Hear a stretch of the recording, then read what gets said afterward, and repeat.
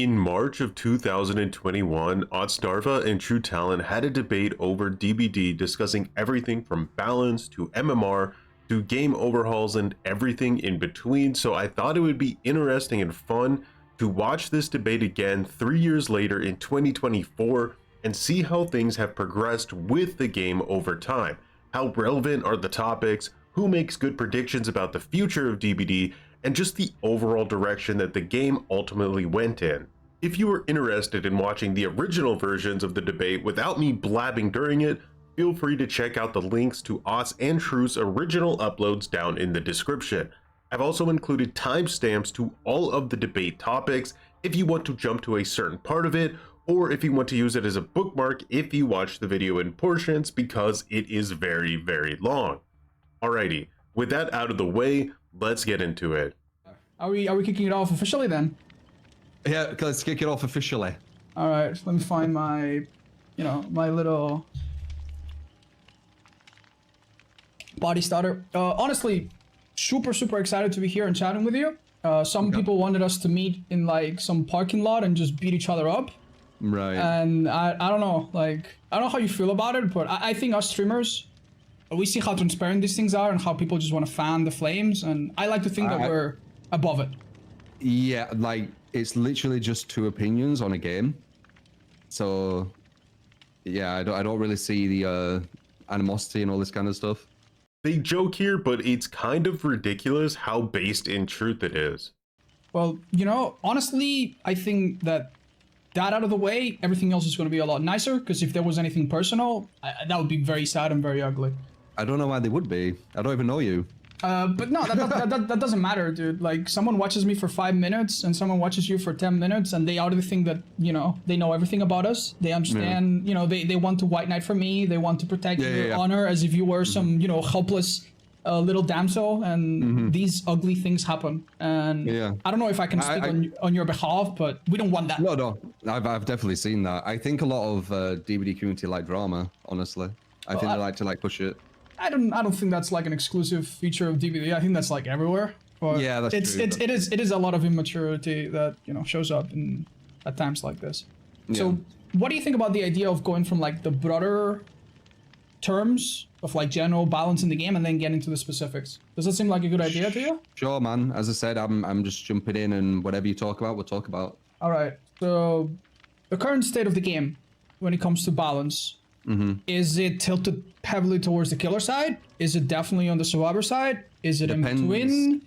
Obviously we're gonna say depends, obviously, but where would you say you stand in general? Because the impression I have from watching your stuff, every now and then, is that you seem to think that, and perhaps I'm misrepresenting you, so go on, but you seem to think that if played at the highest level, survivors are just unstoppable and killer is basically helpless. So I would really like to have your take on this. Go on.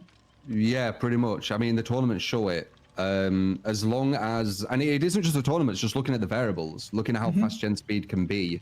Right. When you see the tournaments, I mean, you can see the killers in the tournaments. Like you can see that they don't believe that they can go out and get these hooks, right? They get one person and they're like, right, I can't continue to chase, because if I do that, the gens are just going to fly. So I'm going to try and get one person out of the game so there's less people on gens, and then I'm going to maybe get another, and then maybe if I've just done that quick enough, I might get one, like a third at best, with maybe no ed. And that's kind of the best players. That's like the best killers who should be ultra confident. That's how they're thinking.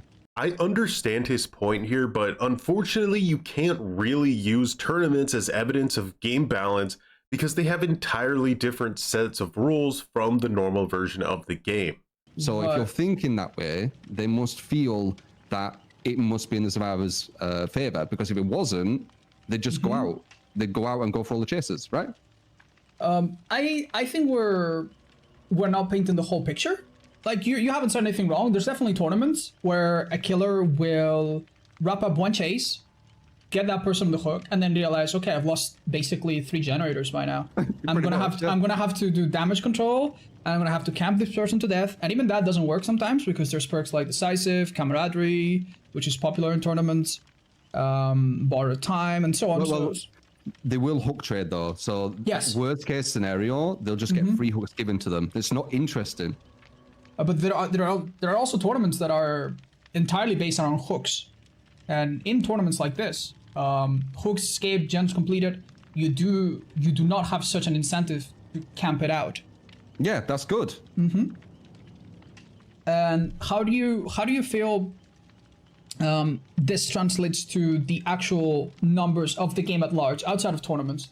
Because we could be talking about tournaments, but we know that it's a very minuscule part of the player base and the community.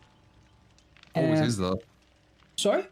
It always is really. The top percent, the people who play the game at the best usually is the lower percentage. All right, so how would you feel, like, okay, you're basically, if I understand that correctly, is survivors are so strong that you can immediately tell by looking at the top levels in tournaments that the killers are conditioned to just get a few hooks, and that shows that survivors are very strong. How do you feel about general matches in the overall game outside of competitive?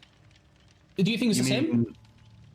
Well, I think the matchmaking's a mess. So you mostly, especially with all the newcomers, you're mostly going against people who aren't playing that efficient. So you can go for these 12 hooks and stuff like that.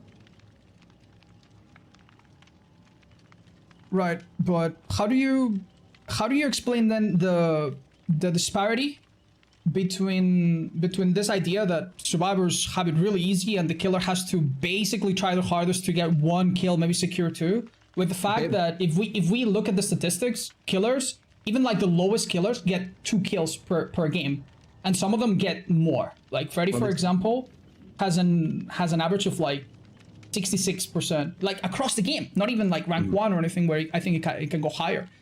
But basically, any Freddy, like the average Freddy, will go into a game and he will kill 2 out of every 3 survivors. So how do you think? Yeah, exactly, on average, of course.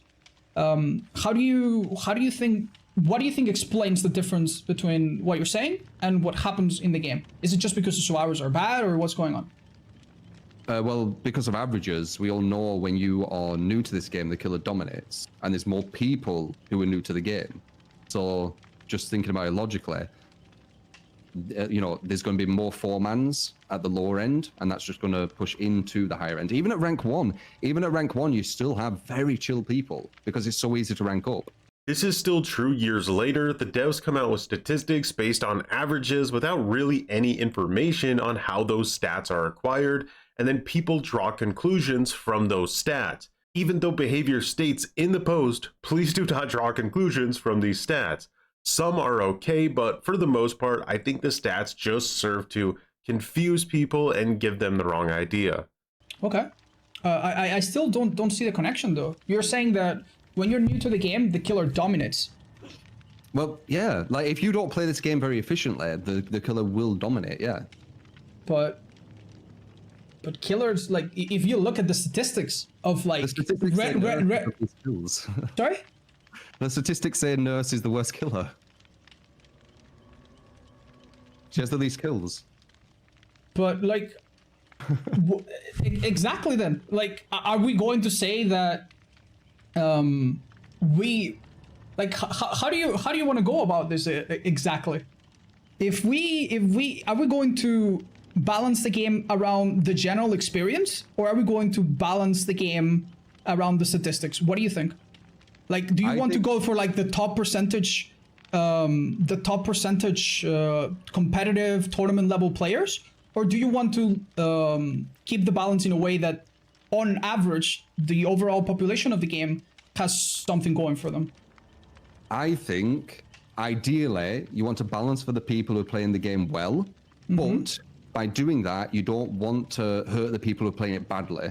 You can do things like that. Let's just say, like, one example. You could change a tile, right? You could change a tile where only good players would take advantage of and bad players wouldn't. It would only impact good players and it wouldn't do anything to bad players. That's just one example. So ideally, you want to balance for the people who know what they're doing, which doesn't impact the people who don't. I made an entire video on this same premise called DVD Balance for Grass Touchers. And even now, I feel like it's a great balance principle, and hopefully it's something behavior adopts in their balance decisions, because it is possible. It just takes a little bit more effort and game knowledge to pull it off successfully. That's the ideal balance that you want, and that's what most games try to do, I feel.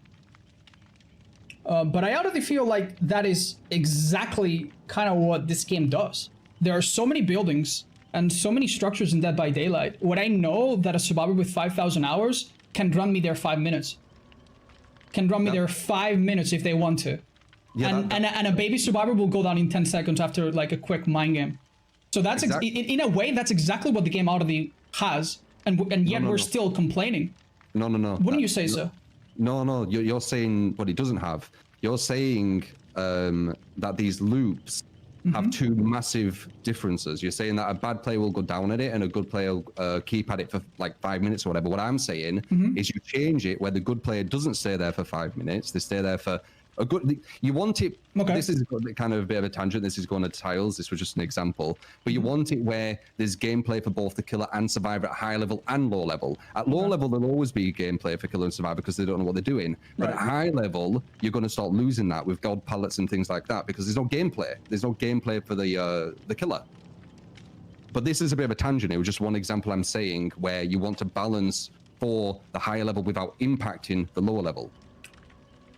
Like I understand that, and I understand how you're skeptical of statistics, and I think I'm on you with that. But we do still need to look at them, because like you can just look at statistics in your own games, for example. How do you feel this game should be balanced around, so that you had an average of 2 kills? Do you think that would ever happen? That this game could be balanced in such a way that you would have an average of 2 kills? Would you want that? I wouldn't base it on kills. There's too many variables. I'd base it on hooks. Behavior saw this and was literally like, SBMM based only on escapes and kills? That sounds like a great idea. Who cares about the variables, am I right? Okay, so I think if you push this game where the incentive is hooks, I think this is literally my stance. Okay. If you push this game where it's all about hooks, not the kills, I think it goes in a healthier direction. I think that we'll need to talk about that kind of separately. Okay. And maybe it's a good time now to dive into it. Yeah. Because we're kind of switching topics. But before maybe we talk about the hooks and the kills, how do you feel about gen speeds in general? Do you think this is entirely what we've been talking about now? Is it more about tiles? Is it more about gen speeds? How do you feel the gen speeds are in the game right now? Gen speeds is a hard one because is it the speed? Is it regression? Is it the map size? It's something. Obviously, we know that gen speeds are too quick, but we don't know why. We don't know if it's because it's 80 seconds. We don't know if it's because of the slowdown. We don't know if it's the early game. You know, we don't know. We don't know exactly why, but we do know that you can, as a killer, down people very quickly, and all 5 gens will be done before you can hook everyone. Like they will be, even if you are downing them and they are doing everything wrong at every loop. They can do them gens if they glue to them, and but, that's kind of problematic, right? Well, yeah, but like I think that's kind of dodging. Like you're basically just saying this is a very complex question. It is. And I'm asking you, do you think the gen speed? If it was up to you, let's say you're DVD dev tomorrow, would you immediately change gen speeds? What I'm trying to get at, or do you think other factors? I would play around with PTBs and gather statistics from them PTBs by doing different things, like maybe a map size change, maybe an early game collapse, as they did mention they were going to do. See what that does. Yeah. Maybe when the killer kicks a gen, it regresses at 200%, and people get confused by this. 200% of normal regression, so that would be half of a solo survivor, just so people know, because some people think like, what, regresses 2 times faster than a survivor? Like, no, that's not what 200% is. So yeah, half a survivor, things like this. I honestly think that particular idea of like adding regression, because you did make a tweet some time ago, and sorry if I'm hijacking the conversation right now, maybe suggesting that a built-in ruin would help the game. Yeah. How? Could you explain that to me? So this is something which will obviously be controversial, I feel. Okay. You're obviously not talking just take the current ruin and slap it default on every killer. That's not what you're saying. No, right. So the idea, right? So this is just one idea. Okay. Like this isn't the idea, as I've said. Like kicking the gen is another idea. This is one of the more controversial ones, which people will just be like, well, what the hell? But whatever. It's just the same as the other ideas I said. But if you want to talk about this, sure. So this idea is, how do we incentivize killers to get away from hooks? Why would a killer go away from a hook when they can stay there and get a kill, right? So this is the whole idea. It isn't just one thing. So the idea is, and obviously this probably won't happen, but it's just when I'm kind of I just want to understand that it's okay. Yeah, cool. What happens if there were no progression on hook? So the killer standing there gets nothing, but the killer moving to gens actually gets regression by pushing them away, incentive to move away from the hook, and gets rewarded. That's the idea. I'm not saying it needs to be put straight into the game or whatever, but that. So maybe make the survivor timer on the hook not 1 minute, but like a very long time, or an indefinite time, and then add in like a built-in ruin. But like they don't even need a time limit. Like they could have it where if the killer stands there, it's never going to go down. All right. And then you could say, well, then survivors could run around there. Yeah, then he gets them, and then he hooks them. They've run in front of his face. No, that makes sense. He'll incent. Like my whole thing is, when I play survivor, I really enjoy chase. Right, I really enjoy getting chased and stuff. When I go against one of these killers who's like trying to just get kills, it's so boring. If only he knew what 2024 DBD was gonna look like. I'm either slugged, one hooked, two hooked. I can see that they're waiting. Like there's like a survivor on a hook who's got like 30 seconds until the next stage, so they'll hover around there just for that 30 seconds to get them. Yeah, because they're not confident they can go out and do something better across the map. And the game doesn't give them that confidence, because if you do push someone away from a gen, you don't have ruin or something. That gen's going to be done anyway. Like you can push them away for like 10 seconds. That gen will be done in like 2 seconds. It's very strange, because while I agree with that point, I think the suggestion of adding some kind of built-in ruin would actually hurt this idea. It would actually make it easier for killers to hover around. Like picture this, okay? Yeah. I down a Claudette, I put her between a few gens, and now I have built-in ruin, even if it's weaker than current ruin. What am I gonna do? I'm just gonna stay there and just scare survivors of gens a little bit while I camp. And now the gens are slowly going down, and it's going to benefit me. Like, I'm going to slug another guy, I'm going to leave him on the ground, I'm going to slug another guy, I'm going to leave him on the ground, I'm going to chase the other guy, wait for an unbreakable, and just, waste time and stall, because I know the gens are slowly regressing in the background.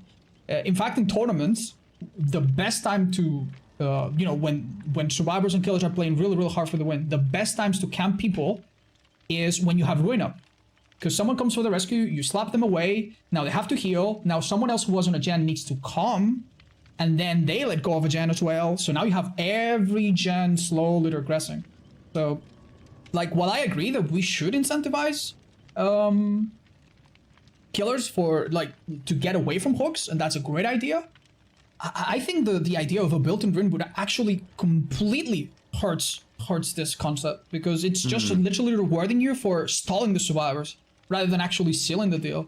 Although I agree 100% with what Otz is saying here, because these are the exact scenarios that would occur with a built-in hex ruin, True did mention that in this hypothetical system, survivors would no longer die on the hook. So this forces killers to pressure, because they get nothing from camping the hook, but at the same time, they do get rewarded for pressuring gens because of the base kit hex ruin. So it is adopting the carrot and stick line of thinking, which is necessary to address this boring style of gameplay. It's not the exact way I would go about it personally, but it is a strong concept. It's pretty sad that here we are 3 years later and these discussions are still completely relevant. Behavior has tried to address some of these issues since 2021, by increasing gen time by 10 seconds each, adding base kit borrow time, and even the anti-face camp mechanic, but it's pretty evident now that those were mostly half measures and didn't really solve the core underlying issues. Now, like an alternative idea would be to maybe give a default pop goes the weasel. Because for you to activate a pop, you need to actually go there. So you could nerf pop and add in a base 5 or 10% or whatever to a normal kick after a hook, say. The problem with doing this with Ruin or Pop, in my opinion, is that it doesn't take into account the strength level of different killers or the mobility of different killers, right? Pop on one killer is significantly stronger than it is on another killer who's able to get lots of quick downs and move around the map easily. That's why I've turned to advocating for a currency-based system instead, which would allow for something like a built-in pop to work balance-wise without inadvertently making top-tier killers even stronger or gen defense stacking even more tedious to play against. And then after a hook for 45 seconds, your next kick, this is a default thing, will hurt 10% of a generator. And what Pop does, it simply turns that from 20 to 25, or sorry, from 10 to 20 or whatever. Yeah, I get that. So I think, you know, when you say, oh, let's make a baseline Ruin, like lots of people immediately dismiss it because they're like, okay, yeah, buff killers, blah, blah, blah. They don't want to listen to any details. Yep. And maybe some other people also don't like it because it encourages the killer to just stall and have the gen regress. And I'm sure you've been in these games where the killer knows they have Ruin, they slug you, they keep an eye on the they keep someone on the hook, and they just play really, really scummy, not really chasing, not really doing anything, just being a territorial creature around the hook, and just having the game slowly go their way. So, But okay, what happens if the game starts rewarding hooks as well as that? So doing that slugging technique, right? If you were to do that, even though, you know, they can crawl away and you can't keep picking them up, like eventually they're going to wiggle off and get away anyway. So there is counterplay to that in general anyway. Okay. Even like that's an extreme as well. Like that's like the most you could abuse it. And even with that, oh shit, I've lost train of thought. Don't worry, take your time. You were saying, what if the killers are rewarded for hooking? Oh yeah, even with that, that will only net you a few hooks. So if you are rewarded with hooks, Right. then you're not going to want to do that because you won't get many of them. So you're more incentivized once again to push. But as I said, that idea with the kick you said, like I said that, like the kick thing, like this Ruin idea, it's just one idea. Yeah. The whole thing is coming up with ideas which solve the most uninteresting thing with the game. You know, like with tournaments and stuff, especially when it's with kills, that is not a good light to put DBD in. Like the game could be way more interesting to watch. It's sad because comp DBD could truly be exciting to watch for a mainstream audience. This is something I've tried to discuss with the DBD comp community, yet they're very set in their ways, which is fine, but it will just never expand further than its niche audience, because in a lot of ways, it's just the most boring version of DBD being presented. Like a casual viewer will never truly get into it, and that's a shame in my opinion, because DBD could be extremely exciting to watch, easily on par with even EVO or the Overwatch League if done right. And yes, I know the Overwatch League died. I do feel honestly that you should watch more tournaments. Oh, okay. Because I feel like there are some of them that you would generally not say this about. Because I have seen a bunch of tournaments. Now, unfortunately, the tournament community in DBD is like beyond tiny. So, you know, I don't blame anyone for not being in the know. And I myself don't watch all of them, but there's a lot of interesting strategies that go on. There's games where there's tons of hooks. There's rule sets that are very well made to encourage, you know, back and forth. All the rules have holes. You know, if you incentivize hooks, then survivors never trade, and then they just, you know, do gens and escape. If you incentivize kills, then, you know, everything has a downside to it. And almost any tournament I've seen, the rules have at least one thing about them that kind of sucks. But that's the name of the game. One thing that I do have an issue with, and we're probably just getting more into the hooks versus kills debate, is that it's not really you that controls the amount of hooks that survivors give you. It's usually mostly them. Like, if we're going to make a game revolve around hooks, you gotta realize that survivors are the ones that are in control. You can have a game with 4 survivors where one of them never shows up. Never, ever, ever shows up. They are always with Spine Chill hiding in a corner. They will be the last one to die if you ever find them and they don't get a hatch. And then there's a guy that will just kill himself on the second hook. And then there's a guy that will just, you know, disconnect and refuse to participate. There are so, like, when I tried to play for hooks that one day, like going with your mindset of like, okay, you know, let's go for 12 hooks as possible. If not, well, too bad. I realized just how badly survivors don't actually want to play the game like that sometimes. I would have people right off the hook chase me because they have BT and they have DS, and it's like, oh, come on, get me, come on, get me. And, can I say, yeah, go like, on.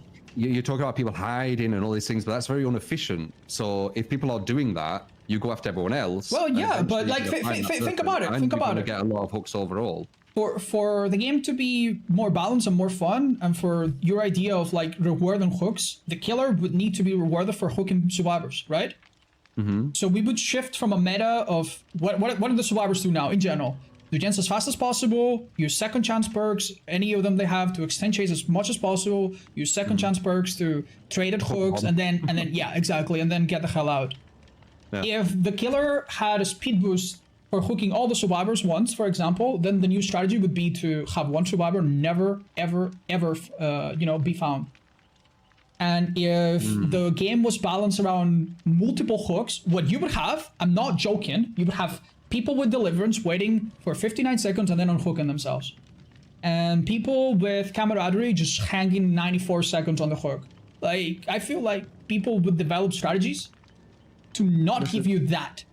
So here, Otz might be thinking about this system too much from a tournament point of view. In a tournament, survivors have to be aware of how many points they're giving to the killer by doing certain actions like unhooking, which could actually lead to giving the killer more points than just letting the survivor die on hook.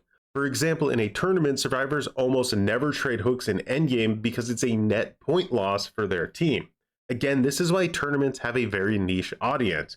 True is presenting this idea for the base game, and keep in mind, this was before SBMM decided that escaping through an exit gate is the only way to win. Back then, you won by being a good player and teammate. So survivors wouldn't let their teammates just die to spite the killer because of made-up tournament rules. They would let them die because they're terrible teammates, as it should be. And it would just be the natural progression of the game. And then we would complain about, about that instead. So I do... With the deliverance, though, I don't know why that doesn't give you a hook. You could still hook them again.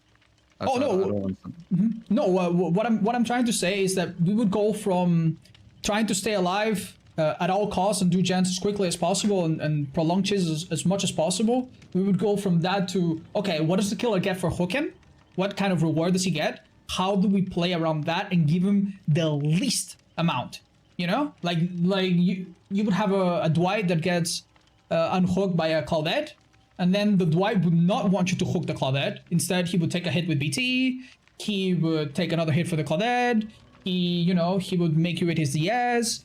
We would switch to this other mentality. And if you're like, oh well, all the hooks are treated equally, all the hooks, like every time you hook a survivor, we're gonna slow down the game a bit, so the killer, then it would be a matter of how much you can get away with. Because if getting multiple hooks slows down the game for you, then the strategy is going to be to immediately try to rehook survivors as much as you can. So you would also have killers that are just going to be like, okay, this guy got unhooked, I'm going to tunnel him immediately, and I'm going to put him back on. He doesn't have, there's no obsession, there's no DS. Let's just hook immediately again. And but one thing though, you are using extreme, which is completely fine. You can, but you can also do that for kills. Okay. Which would obviously just be slugging everyone into a one hook. And I genuinely think the worst case scenario of the hooks, the most extreme of the hooks, would still be more interesting than one hooking everyone into a 4K, which is the extreme, like face camping Bubba, right? Right. Yeah, I completely understand that. Ideally, then, what would your reward be for hooking multiple survivors and staying away from them? Because we know that the rank system right now, at least in theory, punishes you for staying close to hooks. If there's no one nearby and you're just standing there, you're gonna lose quote-unquote pip points or whatever you want to call them. That, I don't know if you agree, but that in my experience means absolutely nothing. No. If a killer wants to camp, they will camp. Oh. Right? But I think the emblem system's idea is actually good. I think the execution of it is terrible. I do agree to a degree with that, yeah. Yeah, I do think the idea to incentivize positive, healthy gameplay, Survivors need to go for hooks to help the teammates out. Killers need to go for chasers, getting downs, getting multiple hooks once again. Very good idea, but the kind of execution of it is very flawed. They need to look into a lot of different things with that. Also, well, I guess that's moving on to the MMR thing as well, like whatever we do. I find it complicated because it's kind of strange that both sides could win. Because you could theoretically have a game, I suppose, where, you know, the survivors do all pretty good and they all pip up or get good emblem points, and the killer does pretty good, and he also ranks up. Yeah, so I don't find that strange. It's an asymmetrical. I don't find it strange. The whole like all survivors and all killers win if they all play well. Like I don't find that strange at all. I do think it is strange because, as you said, we're moving into an MMR system. So would that be counting as a tie of sorts? No, you just move up in. Well, wait. Yeah, imagine this is like chess, where you have an ELO rating. Maybe it's one that's hidden, so that you don't know exactly where you're sitting at, but you can have an idea. With MMR. Would you like, if you have a game like this, would you? I guess it'd be a draw, wouldn't it? If you all won.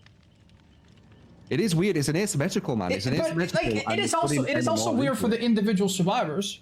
Because you could die very early to protect your team, and the game would think that you're doing relatively bad. So Behavior implemented this exact MMR system that does say you lose when you die, regardless of any nuance on what happened in the match. That's the idea. That's all MMR is trying to do. Is it goes, I know that you died. It's ignoring how you got there because there's too much nuance to be able to make a real effective system. So we just ignore that. But maybe that sacrifice you did let everyone else escape, you know? So like this would also be hard for the individual survivors. For killers, okay, there's only one person. But there's also games where I don't know if you've seen this, but of course you have. You basically carry the entire team.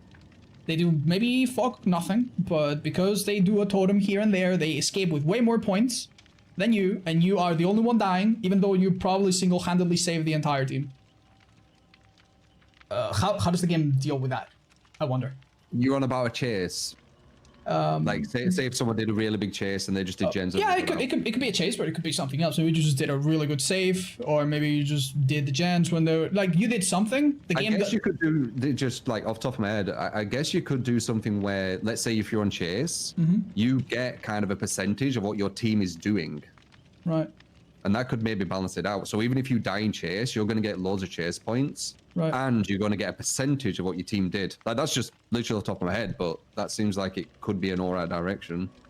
It's like a whole but the thing is, we're talking about like redesigning everything. Right. I don't even know if the devs would like, listen to any of this. I mean, it'd be cool if they did, but. And another thing I wanted to run by you is if the killer's objective is to kill, and some people, you know, swear by that and live by that. How do you reconcile that with the fact that you could have like 8 hooks and no kills in a game? How would you feel about that? Would you say, well, I did pretty good, even though the game's not really giving me kills, or? Just say that first part again. I was just looking at chat for a second because they said something regarding the percentage. There is a bit of that in the game, but it'd probably be a higher percentage to that person saying that. Sorry, man. Say that first part again. I just got distracted. Right. No. So the point I'm trying to get at here, right, is that let's say that I'm playing with my friends. All right, we're in a tournament. Let's say. Let's now get into the specific rules. We're in a tournament, and I want my team to do well. And I realize that my teammate is dead on hook.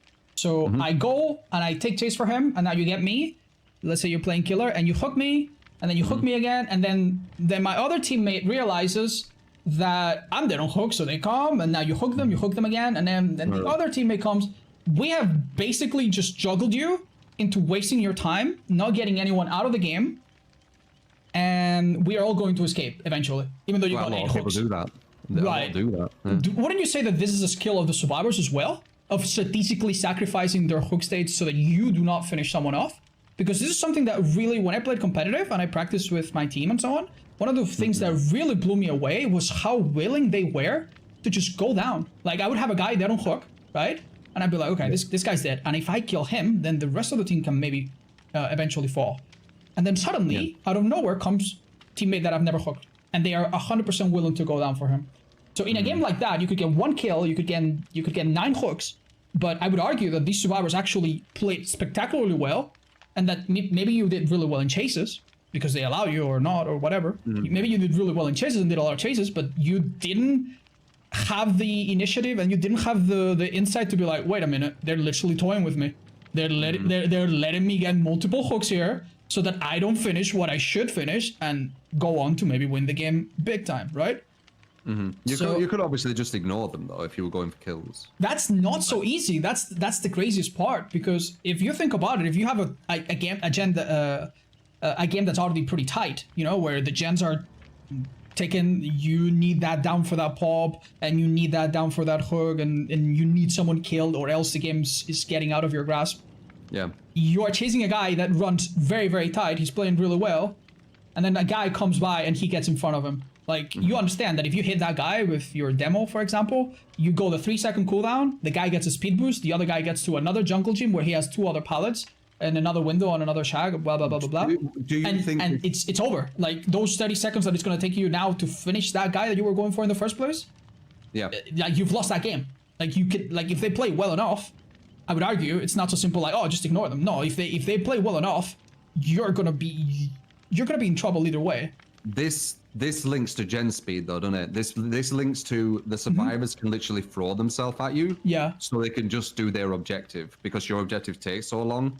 Right. So this is a bigger thing. Like this, I think this links to gen speed personally, because you're basically saying they are throwing the objective at you, and even when they throw the objective at you, you still don't have enough time. Okay, like, no, what I'm trying to say, we could argue about that as well. Obviously, they can only do that if they're already doing well. But this is a bit like chess, right? The objective in chess is to capture the king. And sometimes you can do things that are silly. You can sacrifice pieces for no reason. But sometimes, if you sacrifice a piece that is worth a lot, but eventually gets you to capture the other, your opponent's king, it's totally worth it, right? So, yeah, like, if they are willing and they get away with sacrificing their own health states and giving themselves up so that they waste your time, maybe one of them is like, yeah, chase me, and they take you to a corner of the map. You pick them up, you hook them, it takes you 30 seconds, and now the gens are, you know, out of the all done. Like, that's part of their skill as well. So when I think of like, oh, if we count hooks, and there's many hooks, that always means the killer's doing well. I think that the survivors can force those hook stages to make you waste time. What happens if you were punished for being hooked? Who, the survivors? Yeah, I mean, as I say, just off the top of my head as I'm listening, like, what happens if the killer gets rewarded for hooks and survivors get punished for hooks? Wouldn't you say that RD is supposed to happen because you eventually die? Or do you want them to be... I mean, points-wise. Oh, but so points-wise? So you can't just abuse it. You can't just be like, well, I know my objective is done in X time, so I can just run at you. But that's the thing. That would actually reward really bad gameplay. Like, for example, you know that one of the emblems for survivors is the unbroken, right? And if you die very early, you get bronze. If you die later on, you get silver. If you go down once, you get golden. And if you never go down, you get iridescent, the highest, right? You remember that. So how do you feel about it? I think that's terrible. I think that if you never go down, that's really, really bad. That means that if 3 of your teammates die and you never went down, that means you never protected them. So, like, I think it's up to the killer to, yes, get multiple hooks to pressure the survivors and eventually get them killed. But also, I think it's part of a skill in itself and gives them flexibility to be like, okay, I know that I don't need to do 12 hooks. I know I need to do just a bare amount to get a player out of the game. And maybe the last person I kill, I've only hooked once. Or the last 2 people I kill, I've only hooked once before each, instead of, you know, going for the 12 hooks on everybody. And I think that's part of your skill as a killer, to identify the weak spot in the survivor's team and be like, oh yeah, this is the weakest player, I'm going to get him out of the way. Or I'm going to go for chases to him more than maybe the other guy that's really, really good. So what happens if you balance the game around getting multiple hooks on everyone rather than killing people? And now it turns out that getting those hooks on the other survivors is not so easy at all. And you can't just go for like the weak link in the chain. You actually have to chase everyone. Yeah, first they're just going back to the everyone's just like, you know, using their health states to protect other people, etc., etc. I do agree, you know, there's a certain team skill to it, you know, the understanding of who's, and the devs have actually added the hook counter so you can do that easier. But is it very interesting? What is interesting for you? Like, is it very interesting gameplay, something like that? Like just using survivors as hook states. That's what I'm telling you. Like sometimes, you know, I would have games where if I manage to get a survivor out of the way with 1 or 2 gens left, I can win that game and kill everyone and get a lot of points and maybe go on to the next tournament stage or whatever, right? But if I don't manage to get someone out of the game at some point, or survivors are inherently like at that level, it's very hard to control them, right? They're gonna spread out, they're gonna take hits for each other, they're gonna, you know, get the exegates done the minute they are powered, etc., etc. So, like, they are very, very willing to go to extreme lengths and to give me many, many hooks to make sure that no one dies. And so it's really funny, like, you know, you chase one guy and then you never see him again, and then his teammate comes in. Like, they take turns taking your attention, and I think that should be rewarded. You think that should be rewarded? I think it should. I think it shows that the survivors are protecting each other and they are managing their hook stages the same way you as a killer are. You don't just hook people like randomly. It's like, okay, one hook, okay, one hook. How many games have you been in where you're like, okay, dude, I have 7 hooks and somehow none of these guys are dead. What is going on? I've been dominating them and none of them are dead. That usually is a survivor friends, yeah. If it's an efficient survivor friends, they'll usually do that. Yeah, they're basically misdirecting you into spending time on people that you probably shouldn't spend time on. Because as we agree, survivors, if you let them, they can be very efficient and they can get things get things done very quickly.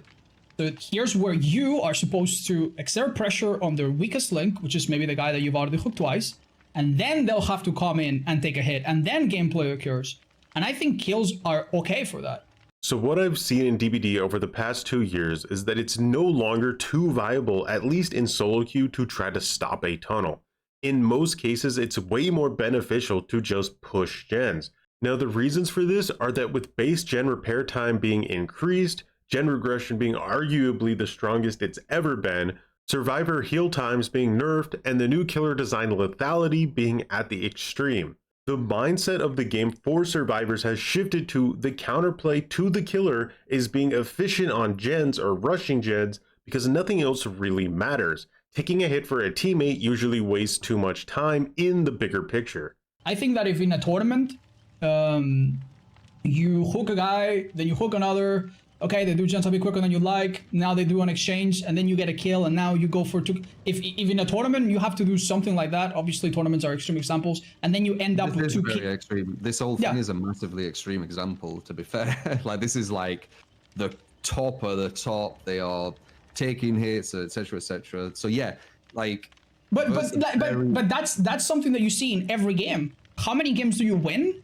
Because there's a Claudette in a corner with, with Urban Evasion that doesn't want to be chased, and thus you just end up killing one of her teammates faster because she's never taken you out for a spin and taking you on a long chase. This style of play where you have teammates taking hits from the teammates and going down from the teammates, I only experience when it's that really strong survivor friends where the gens are flying. You've got everyone doing as you say. Like, this isn't a common occurrence. Right, but you could argue the same. I also don't see many killers go for 12 hooks and play very well and really? Exert pressure. Like, I actually go against a lot of killers going for loads of hooks. It's enjoyable. Like, if I didn't, it'd be a less enjoyable experience. What I'm trying to say is that on one hand, you're saying, oh, I think killers should be, going for many hooks and should be playing in a way that, You're basically saying if you're not too good at looping, the killer should tunnel that person and kill them quick, right? I think that one of the skills of the survivors is protecting, working as a team and protecting each other. One of the things you don't do as a survivor is go down in the basement against a killer that can really hurt you. one of the things you don't do as a survivor is run the killer into your teammates. Like the thing is, I get that. And one of the things you don't do as a survivor is, hide the entire match and let one of your teammates just get the tunnel early to death because no one's protecting, no one's helping them out, no one's taking the heat off that person. I think that's part of the survivor's job, and I don't think we need to be like, okay, well, no, we need to change the gameplay. It needs to be hooks. It cannot be kills. If you get a 4 kill because you kill someone early and the other survivors did not do a good job protecting them, I'm not saying it's easy. I'm not saying the game, it's super easy to, especially back with Mois and stuff. I'm not saying it's easy, and I'm not saying it can't be improved. But if you win because the survivors have bad teamplay and they didn't waste your time enough as a team, and one of them just took the blunt of your chases and died early, that's on them as well. I get that killing someone off really early in the game of a 4 versus 1 will make it easier for you as killer. I get that. But you're essentially just saying that killers should look for the weakest person and tunnel them and get them killed, so it's easier for you, which I don't think is very interesting or fun. What would you think happen in a different system that would change this? What do you think would happen? Hooks. Wouldn't you say that you would be encouraging killers to just get as many hooks as possible and make sure that people are being tunneled as quickly as possible? Because there's nothing, you're saying that, okay, there's going to be a reason not to camp because there won't be progress on hooks if the killer's nearby. But what is the incentive not to immediately tunnel that person again and just get them hooks early? You mean just stopping there waiting on a person who's not regressing on a gen? What I'm trying... Sorry, not regressing on the hook, sorry. Because are you talking about the example where I was saying if you were to incentivize killers going for hooks, you'd push them away from the hook somehow with a gen, and you wouldn't keep them at the hook because there's no reason for them to be there. Are you talking about that thing? Well, it's hard because I still we still don't have a system that really encourages you to go for hooks. For sure, but we should. I think that'll be healthy. My literal stance, once again, is that would be a healthier direction for the game. Pushing in that direction. Pushing in a direction where the killers want to go for multiple chasers. You don't need to tunnel anyone. You don't need to look for the weakest link. You don't need to get someone out of the game instantly because that's insanely unfun for that one person. And to encourage them going for multiple hooks and multiple chasers, and the whole gameplay isn't how quickly you can get someone out of the game. It isn't who can be slugged in this out positioned here. It isn't who can be dead zoned here where there's no gameplay. It's how well you do in chase versus how well they do in chase. And dependent on how well you've done and they've done will dictate how the game goes. That's how it should be.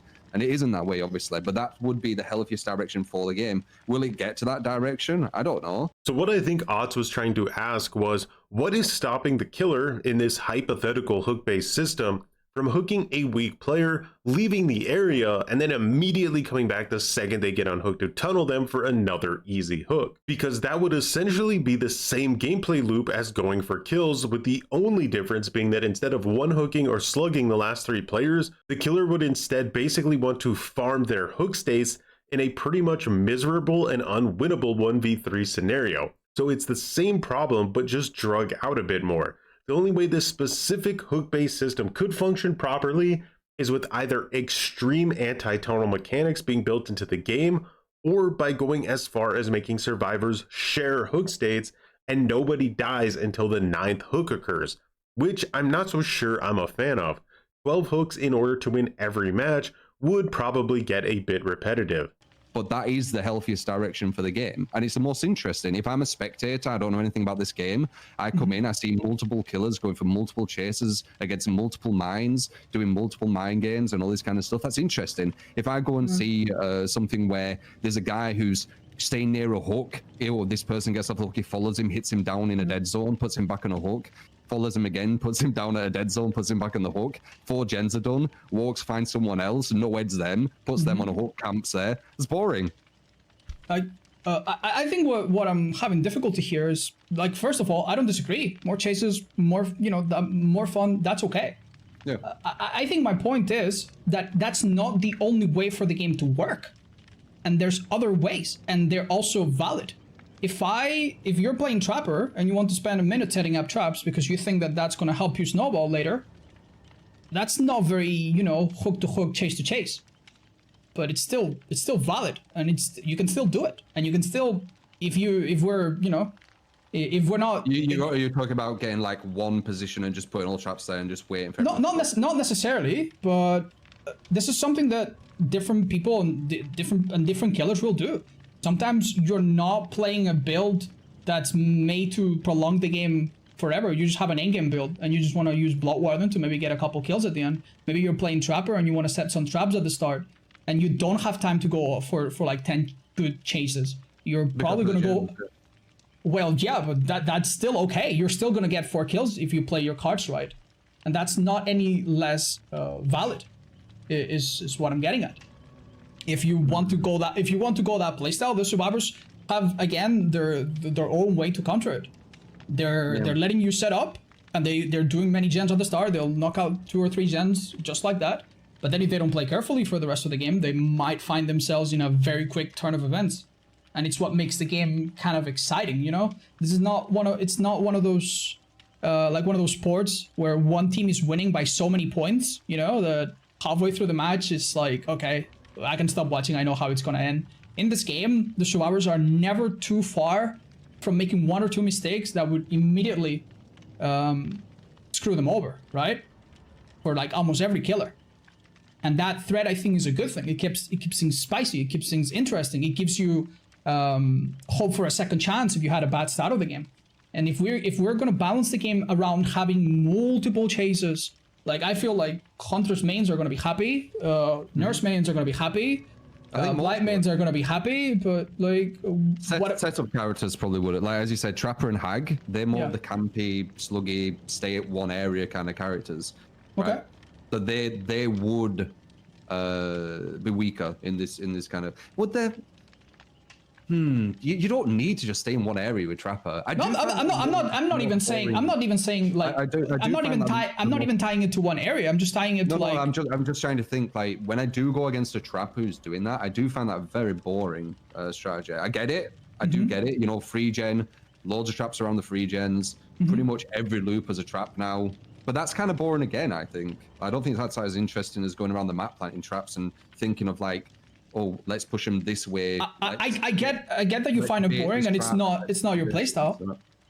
But do you think that if someone wants to play like that and they want to have an endgame build with like Bitter Murmur, Noed, like do you think they should just not be able to do that? Don't you think that the fact that they can still get 4 kills and I think everyone should be able to play the way they want to play. Definitely, but I think skill should be rewarded more than advantage. I said this today. I think skill should be rewarded more than advantage. I just recently talked about skill versus advantage and basically how SBMM is the primary contributing factor to why most players now opt for using advantage over trying to improve as players, because the system heavily encourages you to do so. In the general player base, skill expression for good players cannot compete with advantage in DBD. It just can't, and that's true for every portion of the MMR ladder. Can you like elaborate on that? Because I feel like bringing Noed, like, you know, that's an advantage, not a skill. You bring Noed, and now all of a sudden you're faster after, you know, all the gens done, and then you down someone. Bringing a key, you know, all of a sudden you were losing, and now you jump into a hatch. Staying at 3 gens. It's not very skillful, but it's a bit of an advantage, right? You're just staying at one spot. You're making dead zones everywhere. I'm gonna give you I like the idea of skill over advantage a lot more. Like even waiting for someone to die on a hook, that's giving you an advantage. It's not skillful, though, is it? But that doesn't go in line with your point, though, because let's say that I'm an insanely good huntress, right? And midway through the match, I have a guy on the hook. I land 4 or 5 hatchets in a row, like the craziest hatchets you've ever seen, and I down the entire team. That's skill. I'm insane at hunters. Like I have so many hours on her, and I just show you my skill in every one of those hatchets, and I down everybody. But that's not the case. No, that's fair enough. You're still going for hooks. They just completely just all went down for some reason that quick. Right, like, exactly. You didn't try to go for the slug. You saw all of them right next to you. If they do that, that's fair enough. Going for hooks basically is a mentality of, I want to get loads of hooks. It isn't, I'm going to ignore all of these people in front of me. Like, it's a mentality of you're not trying to kill, you're trying to go for loads of hooks. The kills are the byproduct of going for loads of hooks. That's literally it. Like, it's, you can capitalize on some really stupid moment, of course, you're not just going to ignore it, but you're not aiming to do that. You're not aiming to negate this massive objective. You're not aiming to get them out of the game ASAP. Well, maybe you're not, but maybe I am. Maybe I am placing 6 traps all around the map because I want all the survivors to step on them at the right time and, you know, give me the win. And I think that that is a risk and reward that I can take and the survivors can take and they can play around it and I can try to make it work and they can try to make it not work. And that's valid. So if you... I could definitely see, like, with the trapper thing, why you would think, you know, kills over hooks is interesting, because with a trapper, you might be able to get 4 people in hooks and then just pick 4 people in traps and then just pick them all up. But that doesn't work with all killers. With a lot of killers, you'd have to play very lame to go for kills over hooks. Like, if you didn't care about how many hooks you had, you wanted people out of the game, that's tunneling. It's face camping, it's slugging, it's all the boring part of the game. But would you... Like, if I were to summarize my point real quick, and you try to find the biggest flaw there is in it, is that, to me, the survivors have tools and the responsibility to make sure they don't all die too quickly, that they don't all get slugged, that they don't have one of their teammates suddenly, you know, tunneled early. And because of that, I think kills is a fair way to assess, you know, more or less, how you did in a game. And there are different playstyles, and you don't necessarily need to get a lot of hooks to do well in a match. If we move towards a balance overall for the game that's just about hooks, you're killing a bunch of different playstyles, and it's all going to be about, you know, shortening chases artificially as much as you can, and getting the hooks in, and not necessarily having a larger plan or planning ahead or taking care of which survivors you're going to try to eliminate. And you know when you play Survivor, it's just the chase. Like, especially when you've played this game a lot, right? The chase is the entertainment. That's what's fun. So I don't know. I can't agree with wanting a killer to tunnel me. Like, I just can't, because it's just not fun. It's really annoying. Like, say if you're on a hook, I get it. It makes it easier for the killer. Right. I 100% get it. And I 100% know why people do it in tournament, which I said, the gens go too quick, or maybe map size, or it's something to do with the survivor's objective is way quicker than the killers. It gives killers less confidence that they can go for loads of chasers. So they do that. I completely get it. What I'm saying is it's not fun. I don't think it's very fun. I don't think it's a healthy way or a healthy direction for the game personally, right? I want to go for multiple chases, and I want killers to believe that they go for multiple chases. And this relates to something else as well. If you go for kills, and you're like, okay, this person's getting 2 kills, this is 3 kills, this is 4 kills, etc., etc., the devs aren't ever going to address tiles or map size or gen speed, because they're going to be like, well, these guys are killing. Oh, they're negating, like, you know, half of the game, all the hooks, but they're killing. So we don't need to address it. So all you're going to see is when there's really good survivors, a really good killer, the killer has to play lame because he cannot compete in a fun way against them people. And it'll never be addressed because we're ignoring it. All right, so I'm going to go over your point because I think there's a flaw to it. And you tell me if I'm strawmanning or if maybe I'm misinterpreting. Sure. The fun part of the game for survivors is to be chased by the killer. Yeah. However, the killer does not often commit to as many chases as he could, because the generators they can be done very quickly. Also, tiles, map size, things like that. Like, I love the TL, for example. I think the TL is the best designed tile. I love it. I just love the design of it. So if every kind of loop had that kind of, like, style, that idea, it'd be fucking fantastic. I would absolutely love it. But go on. And it would be fair for both killer and survivor. I think a TL is very fair for both. No disagreements there. Or bamboozle. Bamboozle makes it very unfair. It gets really in killer favor. Okay, no disagreements there. But how do you allow the killer to go on more chases and make that happen more without making the other survivors, the 3 that are not being chased, not have to hold them one for longer? Because if you're telling me that, oh, I want to be chased a lot in a game, doing gens is not the fun part. It's the boring part. But we would have to make gen times longer to compensate for that. Or do you think that we could just get away with making, shrinking maps, making them smaller? I feel if people went for hooks were the incentive, etc., the devs will be able to have a different kind of look at the game, a different idea, and then they could start addressing, as I said, the gen time. It don't need to be just gen timers. Maybe it's another objective for some apps to do. It's just like it'd just be a nicer direction. As I said, like I don't know how else to say it really, because I'm basically just saying the same thing now. Like, no, that's totally fair. The one thing where I think you and I, because so far I don't necessarily disagree with much of what you're saying, really.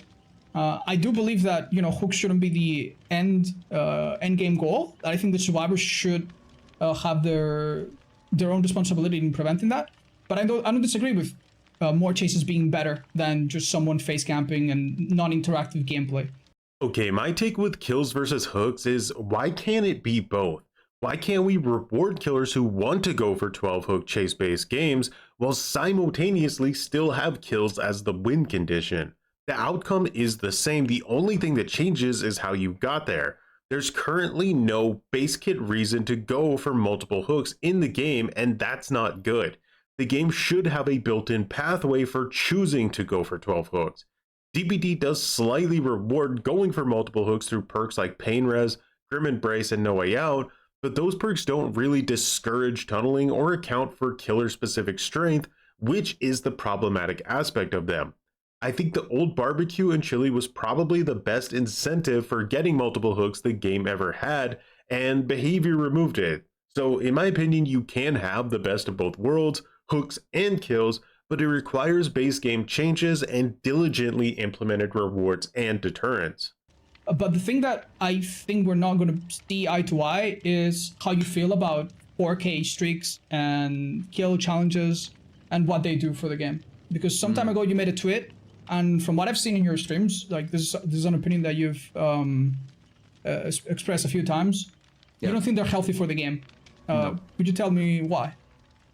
I said that tweet because I randomly just went on forums, and there's a lot of people who use these 4K streaks as a reason how the game is balanced, or in the killer's favor, when they're not understanding how these 4K streaks are done. A lot of the time they're done by killing people quick, etc. Like they're not understanding that this is just getting, and into 4K, it's 3K sometimes, or whatever K. Like it depends what they like say is a win. Like escapes in a row, for example, like getting an escape in a row, we're bringing a key and someone DC in. Like it's quite what do I say? It misrepresents what a win is. I feel, I really do, and I feel people use it to. I don't know. They use it to kind of say that everything's fine, I guess to say this game's in a good state, or maybe even the killers have power, because obviously you can't do this in a row, blah blah blah. So I'm not a massive fan of them, personally.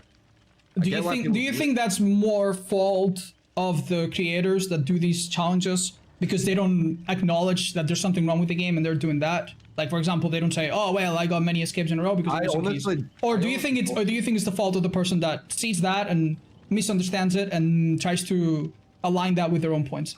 Well, I don't know like what the creator or whatever is thinking when they are doing the 4-man. Like I don't know what their motive for it is. So I don't know with that. Like it depends what the motive is. Are they doing it because they want to challenge, or are they doing it because they just want people to see that they've got this number near the name? Like I don't know. I don't know what the motive would be.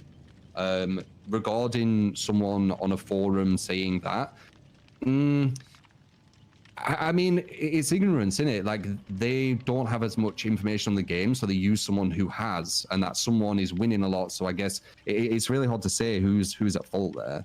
I guess a bit of both. Like the fault is saying I can 50 wins. The win part is the kind of misleading thing. 50 wins, because it's like an in-house win. It's not an actual win, because the only thing that we can go off a win is the emblem system, which already is a mess, right? So it's all a And mess. the developers themselves are retiring it basically out of matchmaking, right?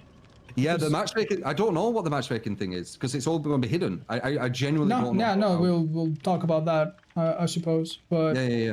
But yeah, I think it confuses people. I think it confuses people even more than people are confused already with the game. It just muddies everything, especially saying wins. Like if it was like 53Ks or 54Ks or whatever, that makes sense. But say the wins part is a thing what I think misleads. And also like maybe escapes in a row, I feel that misleads in the sense that people think escape is a win because it's almost like it's what's the word? It's suggested, right? It's almost like that must. Yeah, it goes. It's the implication. Implies. Yeah. The implication. That's the one. Yeah. So that's why I think it's unhealthy. It's not the worst ever thing in the world. There's other unhealthy things, but yeah, that's why I think it is. 100%. Well, it might not be the worst thing in the world, but it's probably what got me to do this response and do this because I know many people that have done this. And I disagree or agree more or less with the rules and what each person considers a win. You know, sometimes I'm like, okay, I wouldn't go just for 4 kills because I think it's boring. Or, you know, I can have my disagreements, but I think that what you're doing by saying that is just as harmful, if not more harmful, because it's kind of dismissive to the effort that these people make, to the efforts that these people put into their own challenges, whatever they might be, right? And it's like we're infighting between each other because the game is not perfect, and instead of like uniting efforts perhaps and figuring out, okay, why can't this guy do this, or why can't this girl, you know, pull this challenge off, instead of like talking about that, we're at each other's throats. And that, I think, is just that. It's just like, why are we doing this? Win streaks in DBD pre-MMR or even with SBMM can be fun. DBD can get really stale, especially for content creators, without attempting challenges and things like that. It does make the game more interesting to both play and watch. However, a more recent trend is the endless win streak challenge, where there's no set end goal, and this would be fine if DBD was balanced or had like a ranked mode, but just going off of pub stomping is pretty cringe without setting some kind of self-handicap. Being able to win in pubs using the most oppressive possible tools in the game is just unhealthy for the game and the community, in my opinion. I do get why creators do it, but if you're going to go that route, I think there needs to be some consideration to the outcome, because you might think going for a 5,000 win streak shows how skillful you are at the game, but in reality, at a certain point, you stop proving how skillful you are, and instead you start proving how much you're taking advantage of something that's completely unbalanced, right? So that's something to keep in mind. These endless win streaks do have a bell curve with a depreciating value. I don't think being able to win many times in a row when you have like the amount of hours that some of these people do and that we do, because you've got like what 6,000 hours in the game now, and I'm approaching that. But also just kind of to talk about this, you know, you must, right? And all the people who've played this game a lot know that the only way you get on win streaks is going against bad survivors. So even in that sense, it's just I just don't get the point. Like, I know that if I go against a really strong four-man, I'm not going to get 3 of them or 4 of them or whatever.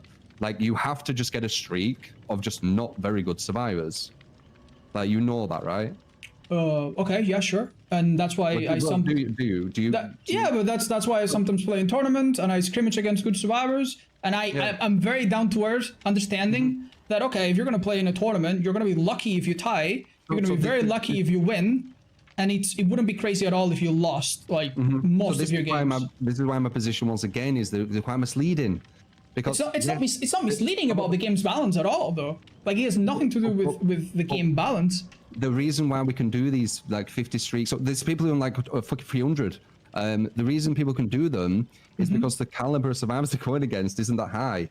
As soon as you go against a high caliber, boom, streak gone. So in my eyes, it's kind of meaningless. It's just like a number, which is like, oh, you know, that's cool. That person got 300 wins in a row or whatever. But it's because you didn't go against people who was really, really good at the game. That's exactly what you think and exactly why you're just dismissive of it. But you're not considering all the other things. The fact that, for example, some of these streaks are done and they're very, very high numbers. They played 100 matches where they haven't made a single game-ending mistake. You know this as well as I do. Sometimes you can play very, very well against really bad survivors, like the worst survivors you've ever seen in your life. You make one mistake and you lose. And, you know, some of these streaks are done with extra conditions. I play without add-ons for mine, for example, which makes it difficult. And I understand, like, half my games, I'm like, okay, I didn't get that because I don't have an add-on. And there is a consistency to getting something done in a row, and there is a learning curve. And I have consistency. But also there's like, a bit of luck. You're saying, oh, they just win by killing quickly. How do you think you kill quickly if you're not good at the game consistently against like, even if they're not like tournament level survivors? If you're You've made a tangent. As I said, the thing we're talking about is, and I'm sure you do know because you've played a lot, and everyone who's got a lot of hours understands that especially now as well, because there's more new players, the ranks are so watered down. Like, this is probably up there with the easiest it's been, I think, with survivors. And the reason you get on the streaks is because you don't go against that really, really high caliber. One really, really, like Oracle or whatever, right? If they just went against when you were doing one of these streaks, they just take it. Even if you are really good at killer. Like, I'm not saying you're not good at killer or anything. I'm just saying the survivors have the control, and you know that. The survivors have the control because of the objective speed, which, you know, once again, tangent, but... Okay, but like consider the following then. We're back to your original statement that 4K streaks, etc., they kind of misrepresent the state of the game. Am I correct in that? They misrepresent that the killer is stronger than survivor. Yes. Well, I don't necessarily agree with that, because like we can look at other games that are not asymmetrical, that are a lot more balanced. You can go on like CS:GO pros that play against average players, and they go on massive winning streaks, winning streaks. And we know that game is like as close to balance as it gets. The other day I was watching Hikaru Nakamura, which is like a top chess player, and he has this challenge, right, where he plays random people, not even like he's like incredibly good, right? But not even like random bad people, random really good players with this bogus opening, this really stupid strategy, and he's on like a 300 win and like 20 loss record.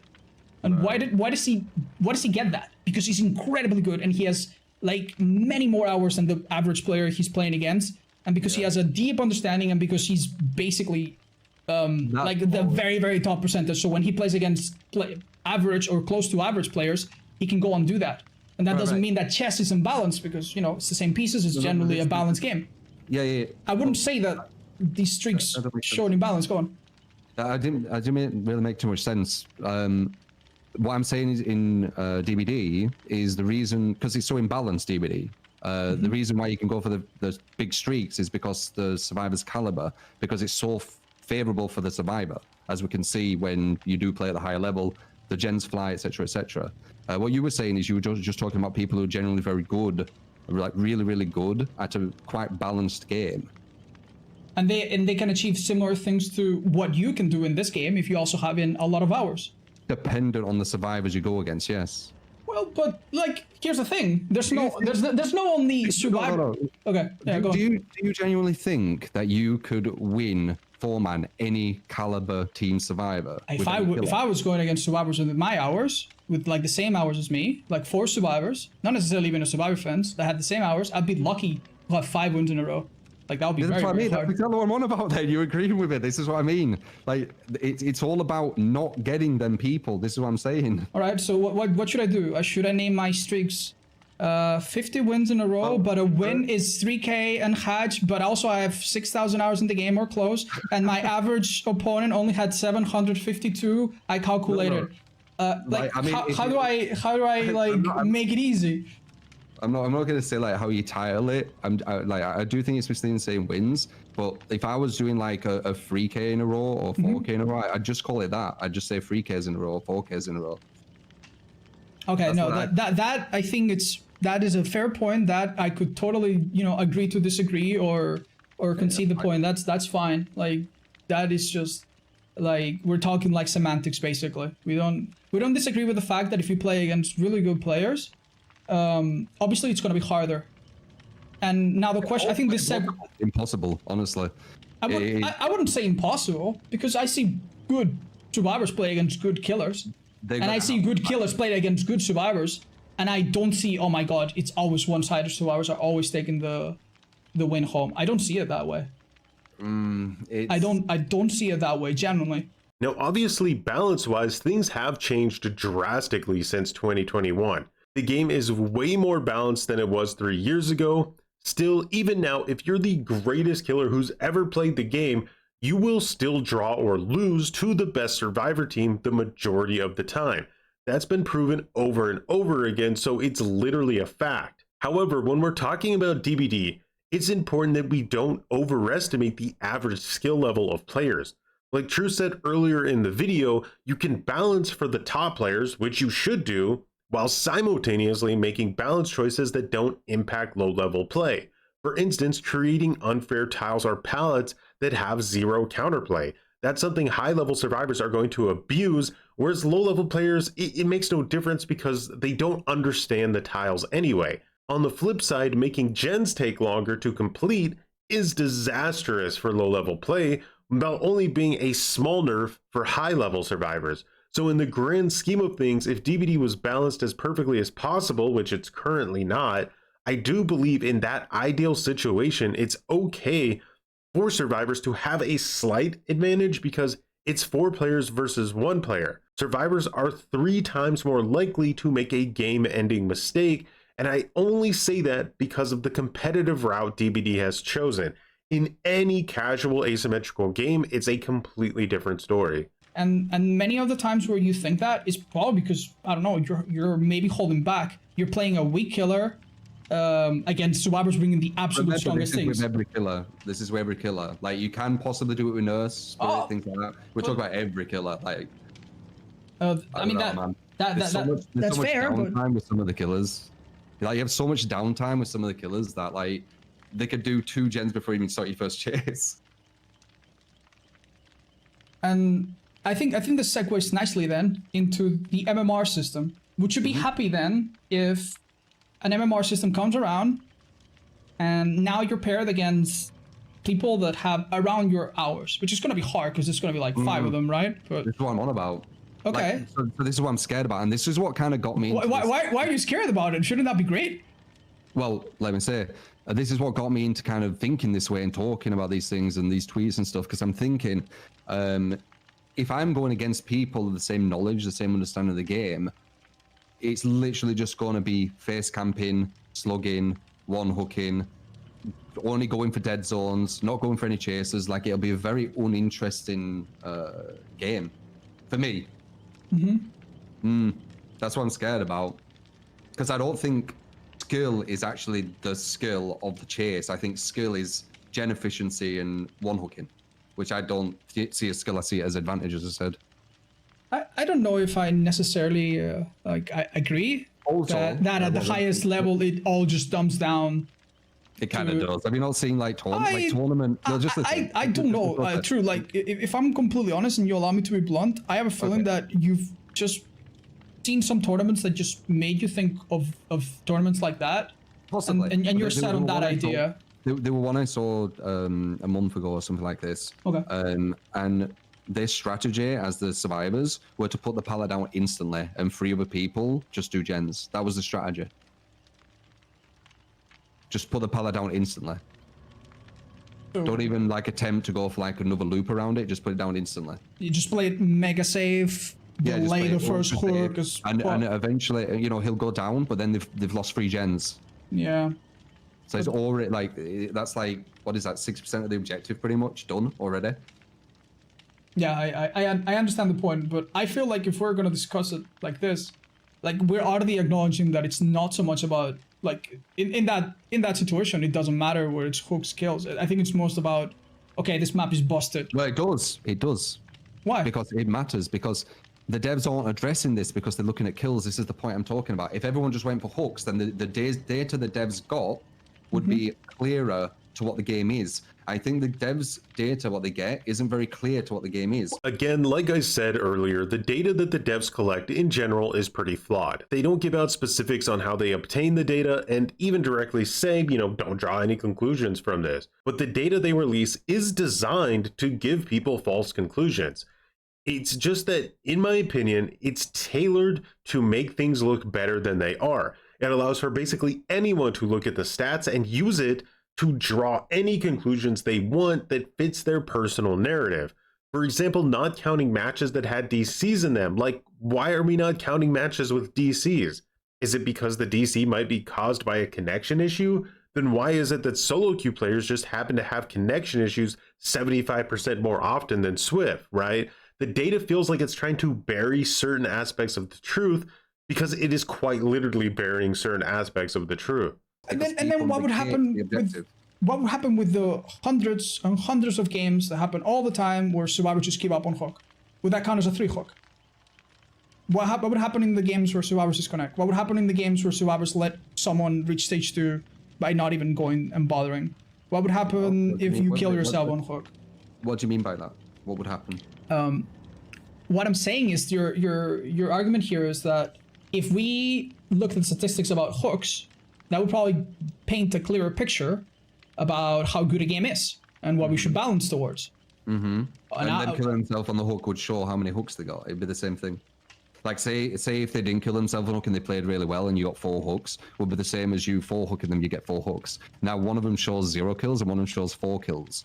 The 4 kills were just as bad as the 0 kills one, but the devs now can see that it was only that amount of hooks. I don't think this will actually happen anyway. I just think it would be a healthier way of looking at the game. The devs have already told us, I think on stream, that their MMR system is not going to be just based on kills. They said that they tested a system like that. That was only on kills. How did it work? That's what I mean. It just did not work. That's exactly what I mean. It's not good data to use. I searched for this clip far and wide, guys, and I could just not find it. I know they tested it in the summer of 2020 and talked about it a few times before it released, but after hours of watching dev streams, I threw in the towel. If anyone finds this clip or blog post, please let me know in the comments.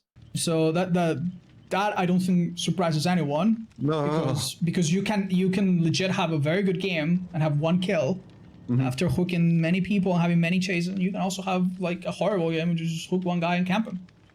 I understand that. But there's also the fact that you cannot escape, and it's that survivors control how many hooks you get. They just control it. If they do not allow themselves to be hooked multiple times by not allowing you to engage different survivors, like I said before, you're not going to get those hooks. So it's also based on what they give you. It's something you cannot control as a killer. There will be extremes in both sides, but I think the extremes to the hook side won't be as bad as the extremes to the kill side. I think the kill side will be way more misleading than the hook side.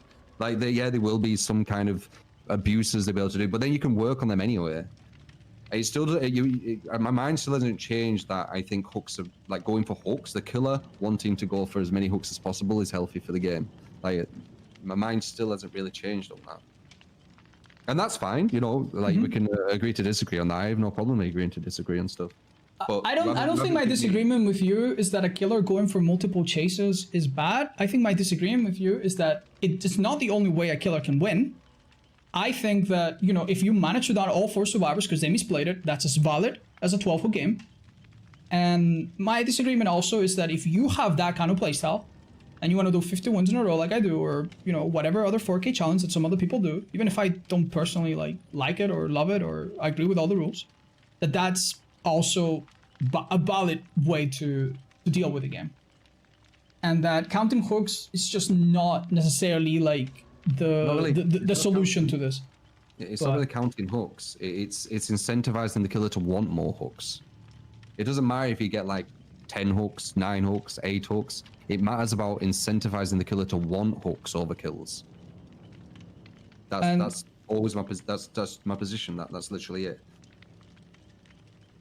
And how do we, like, honestly, if we agree to that, and I'm again, we're agreeing on that, how exactly do we do it map wise? What are our best ideas if we put them together as a community to push this? Is it just about trying to change the devs' minds about how they collect data so that they see it themselves? Is it about pushing a certain idea? I think it'd be about incentivizing healthy gameplay, incentivizing the killer not to slug camp tunnel, incentivizing the survivors to go for hooks. But I mean, they've already got the incentive to go for hooks, so I guess they've already got that. It's just trying to make it so you don't have these killers who, because you like if MMR does work, right? Okay. And I genuinely go against people who understand the game as I do, this game will be very boring. I don't think MMR will completely work. I don't think I will go against the tournament, bloody 5 gens in 4 minutes and one hook into nowhere, and we have to remember that those are still a very minuscule part of the average player base, right? Yeah, but if MMR is on and with our hours, we'll be high MMR with our hours, man, compared to people who've started 100 hours ago and stuff. Right. So we'll be bunched in with a lot of that, 100%.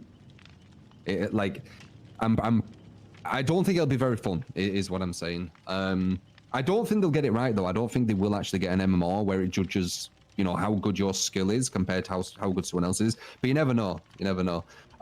Regarding the hook incentive and all that kind of stuff, it would be awesome if we as a community could kind of grab that concept and try and work out how to incentivize killers to go for chases, work on the tiles, work on the map size, all that kind of stuff, because I think it would push the game in a really healthy way. And then once again, when you're looking at tournaments, then you'd see multiple killers being viable, right? And then you'd have multiple chasers. You'd have the game would turn less about how quickly can this person die or how quickly can these gens be done, how much of an advantage can I take over this dead zone, into mind gaming loops, into conditioning at loops, into the kind of the chase, what you kind of expect, I feel, when you go into Dead by Daylight, probably.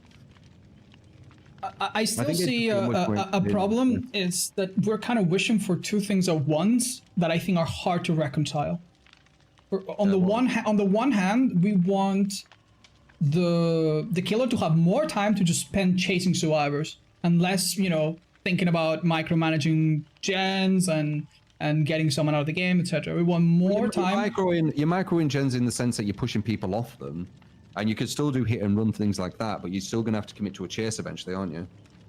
Yep, sure. But the problem is we want the kill to have more time to engage in different chases and not have to settle for one chase, one camp, end of the game. That's it. Very non-engaging, non-interactive gameplay. But then on the same breath, where you are complaining that already the game is impossible, like if the survivors play it right, then the killer doesn't have time to get everywhere. How do we do this?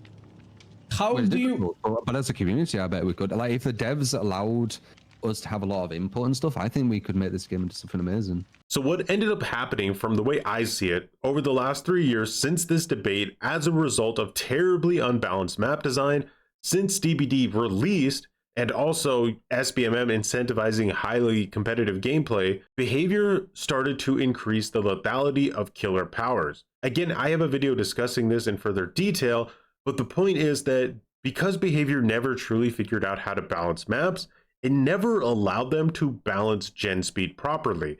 And their solution, instead of addressing those issues head on, was to instead start increasing the lethality of killer design. I think it started with Wesker and has just gotten progressively more oppressive over time, from Knight to Skull Merchant to Alien to Sadako 2.0, etc., right? And I'm not saying these killers are overpowered. I'm saying the counterplay to beating these killers is gen efficiency. If 3 years ago behavior had invested in creating truly balanced maps, I think the game would be in a much healthier place now, where gen efficiency could take a back seat to being good in chase. Right now, you can be the best survivor player in the world, but how long can you last in a chase against a knight that gives you literally zero options? It's really unfortunate, because now if they do manage to make a well-balanced map, it's not even going to feel really balanced anymore because of the killer lethality.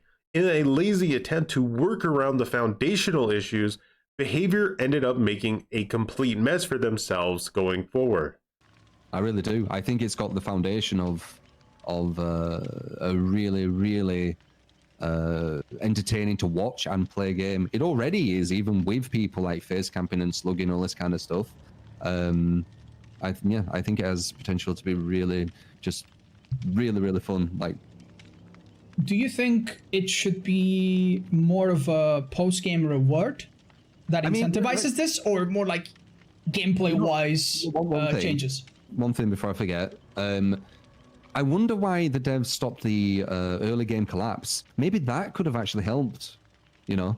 I don't know what it was, but the whole idea were survivors won't be able to do gens for X amount of time at the start of the game. I guess maybe they just left corrupt intervention. I don't know.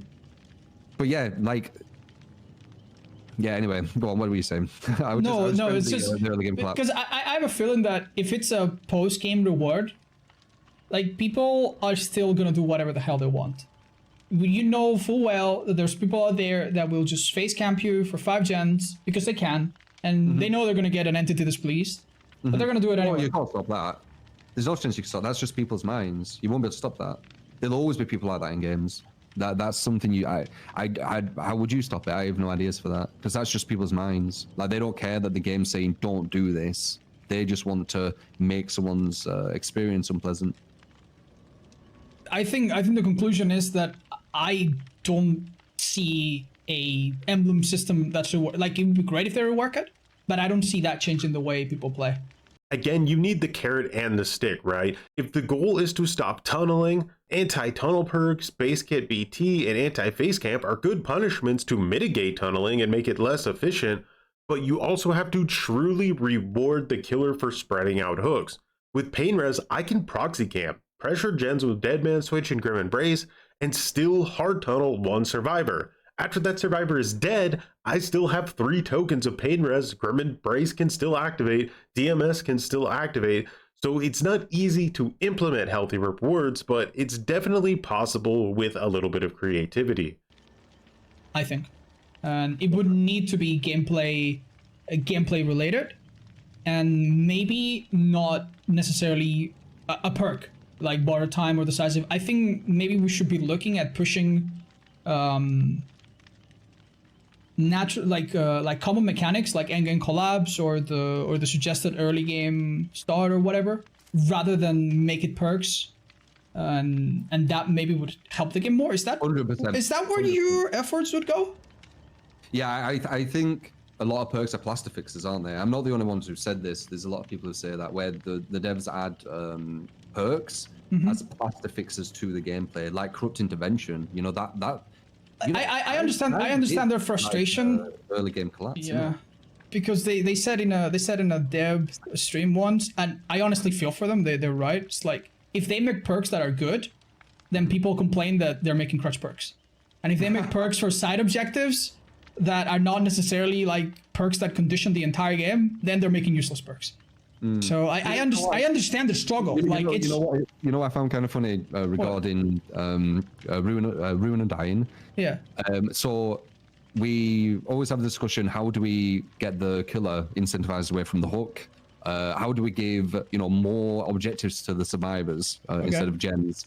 And I just found it funny how Ruin and Dying kind of solved both the issues, where the killer needs to walk away from the hook to actually get benefit from Ruin, but it also gives the side objective of them needing to get the totem to get rid of it. I don't know if I agree on you on that. Don't you think the current Ruin and Dying does that in a more elegant and fair way?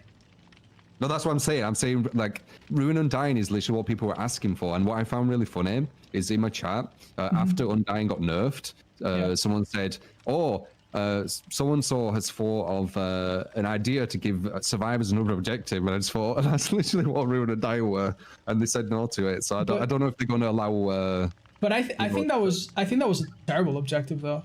That was terrible. I think it was terrible, because it's like, when you're playing a survivor, even like, I'm not even going to assume that you're playing solo, which you could, but let's assume that you're even playing with a survivor friend, so you know more or less what's going on. You just bring a map. Let's say that you don't need it. Let's say you just find the totem. So I'm going to make this as simple as possible. You still will need to go to a totem, will need to do that totem, and then probably before you do that, find the other totem, and then cleanse one, and then cleanse the other. And if you were 50-50 unlucky, then you would have another one out there. And that's like best case scenario. Yeah. And during this whole time, the killer could see you cleansing it. So if it's a fast killer or a killer that can push you off, like say Doctor with the blast or whatever, So they could stop you at any point during that process. I think that was ridiculous. It had a delay, like it had a cooldown though. Like if you were on it and then they pushed you off, someone else went on it, they wouldn't see you. They wouldn't see someone else doing it. Well, I thought Ruin and Dying was actually good. Personally. I think Ruin and Dying in the way it was disgusting. I think all Ruin and Dying was the only time where I saw in scrimmages and tournaments, killers consistently win. Like consistently. Not even like 50-50, not even like the survivors usually getting a few escapes. It So was... they got rewarded for doing well in the chase? It's not that they got rewarded for doing well in the chase, it's that the survivors got punished for doing totems. And they didn't get rewarded at all. Like imagine... here's the thing. Imagine you're a killer and you hook a survivor, all right? But that one survivor had this one perk that makes it so the first hook doesn't count. How would you feel? It's like, okay, well, I hooked him 3 times, but he's still alive because he had that one perk. And I couldn't know he had that one perk because, well, you know. I would say that's a massive extreme though. It's very similar though. Like in competitive, I'm not joking when I tell you that the strategy was just to ignore totems. And if there was Devour Hope, well, use Deliverance. And if there was Ruin, well, power through it. They like you're saying, oh, it incentivizes survivors to go do the totems. Doing the totems is impossible. Like if you need to do 2 totems with best luck, and the killer can see you at any given time doing those totems, that's gonna be hard. But it's possible that it might be 3 totems. And if you're a bit unlucky, it could be 4, it could be all 5. And you would still have Ruin up.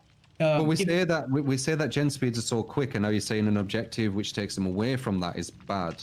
This is what I'm not getting. No, it's that they do not have. Okay, let me ask you a question. If let's say that you're playing in a survivor team, all right, and you're playing a finals tournament, many things at stake, all right, and you're calling the shots for everybody. It's the usual stuff. You're splitting up on chase. You're being run by the killer or something, and someone asks you, okay, True, what do we do? Do we do totems or do we do gens? What do you tell them? Are we allowed to bring maps or anything? Or like, yeah, let's say that you can find the totems. You know, you call detectives or whatever. You can find them. What do you think? What do you think we do? What killer is it? Let's say you play against twins, for example, which in competitor has been or a good blight or a good huntress, something like that. A nurse, for example, if you want to make it spicy. I don't know if there's. I actually don't know if there's one solution. Like I think some people would. Like you're saying, everyone does. Well, no, I just have a bit of insight because I saw this happen in like practice for tournaments and stuff. And I think consistently the best idea was just to ignore it. It's too much risk. If you do a totem, you could have Haunted Ground. You could have Retribution, giving the killer a lot of information. It was never going to be getting rid of Ruin first. Because you would... I guess you could prioritize gens, and then on your route into gens, if you see a totem, you could go for it. And then like that just never worked because the killer would, you know, hook a survivor and then be like, okay, well, that guy's doing a totem because I see him because I've got like free bar. What's kind of like, what are you getting with this? Are you saying that it was bad because... it was a bad idea to bother doing totems because the totems were so unpredictable. And if you were unlucky, you could do 3 totems and still not have Ruin out of the way. And at that point, you've done an extra generator for absolutely no reason with absolutely 0 guarantees that you're going to get rid of that perk. Are you saying it was OP? Like, I'm trying to understand what you're saying. Like, I'm saying that it was very strong. I'm gonna say that it was OP as well. So for perks? Yes, I would say so. Oh, for two perks, True, you have a built-in Amal ears for anybody walking through any of the 5 totems. You have a guaranteed Ruin that will last you at least 2 totems. Each totem takes 14 seconds to complete, and anytime they're on a totem, you will see their aura, and you can interrupt it. So that means that if you're going against a survivor team, and this in competitive, and good survivors do it too, at the start of the games, they often hide to outweight corrupt. So if you're going against a team, and one of them just happens to spawn by a totem, or walk by a totem, they'll be revealed. So it completely kills stealth. It gives you an advantage in chase, so it works a bit like Amaliers. It makes it basically impossible for them to start cleansing totems unless they've already found the 2 that are lit. There's also the possibility that there could be 3 totems, so you could have a Retribution, Devour Hope, Undying. Oh, sorry, not Devour Hope, Ruin on a nurse on a small map. So any totem you do is going to trigger retribution, and you're going to have at least 2 retributions. Is this with your mentality of the killer going for hooks or trying to kill people quickly? This is a mentality of the killer doing whatever they want to absolutely stomp you. Like, so trying to kill people quickly and slugging and all that kind of stuff. No, it doesn't. It doesn't matter, dude. If you're going for quick kills, then this will help you, and if you're going for many hooks, this will help you as well. Like, yeah, in fact, you have a lot of time to go for many hooks if you want to, but like, there's nothing stopping you from not doing that. Well, I feel that once again this incentivizes the hook play. Like, I'm thinking about possibly doing a tournament, whatever. Right. And if that does happen, I want to have Ruin, right? And this would actually give me good data instead of just like what ifs. Yeah, that's wonderful. I want to have Ruin, where every killer needs to just have one of the perks as Ruin, and then they pick the other 3, obviously not hexes, and the survivors can't cleanse it. And I want to see if it is really just dominant, the killer just completely dominates, there's no chance against it. Because I'd like to see it. I'd like to see kind of how it is, and then it'll all be based on hooks. Like, hooks is the point system, kills, gives you some points, but nowhere near as much as hooks, etc., etc. It'll give me more of an idea, because at the moment it's kind of just, I think, quite speculative. I don't know. I don't think Ruin is as powerful as you're saying. Oh no, it's not anymore. Like, no, I don't feel about it that way now, for sure. No, if you can't cleanse it, like if you can't cleanse Ruin, you have it up all game. I don't think it's as powerful as you're saying. I know Ruin got nerfed pretty heavily since this debate, but I would still really like to see True do this tournament, or even just an experiment in like custom games as a stream. As far as debating the old Ruin Undying combo, I think it was unhealthy because it was just so RNG dependent. Like Otz said, having to cleanse all 5 totems was basically an auto loss, and was a prime example of advantage winning over skill. Totems always have an RNG component, but it just felt really nasty and unfair, and I didn't even play Survivor back then. We do want to incentivize hooks, but at the same time, we can't just say, well, the killer gets to win by default just because they're not tunneling or playing for kills. There has to be a balance to it. I do think it was very powerful, like borderline OP, but like my biggest issue with it is not necessarily that it's like super strong, because survivors also have strong things, right? Like, we know that they have strong items, they have strong perks. The problem is that the counterplay to it is to just ignore it and not do anything about it. It's like a survivor comes out of a hook, goes into a locker with decisive. Like, your best counterplay is like, okay, well, I can't do anything.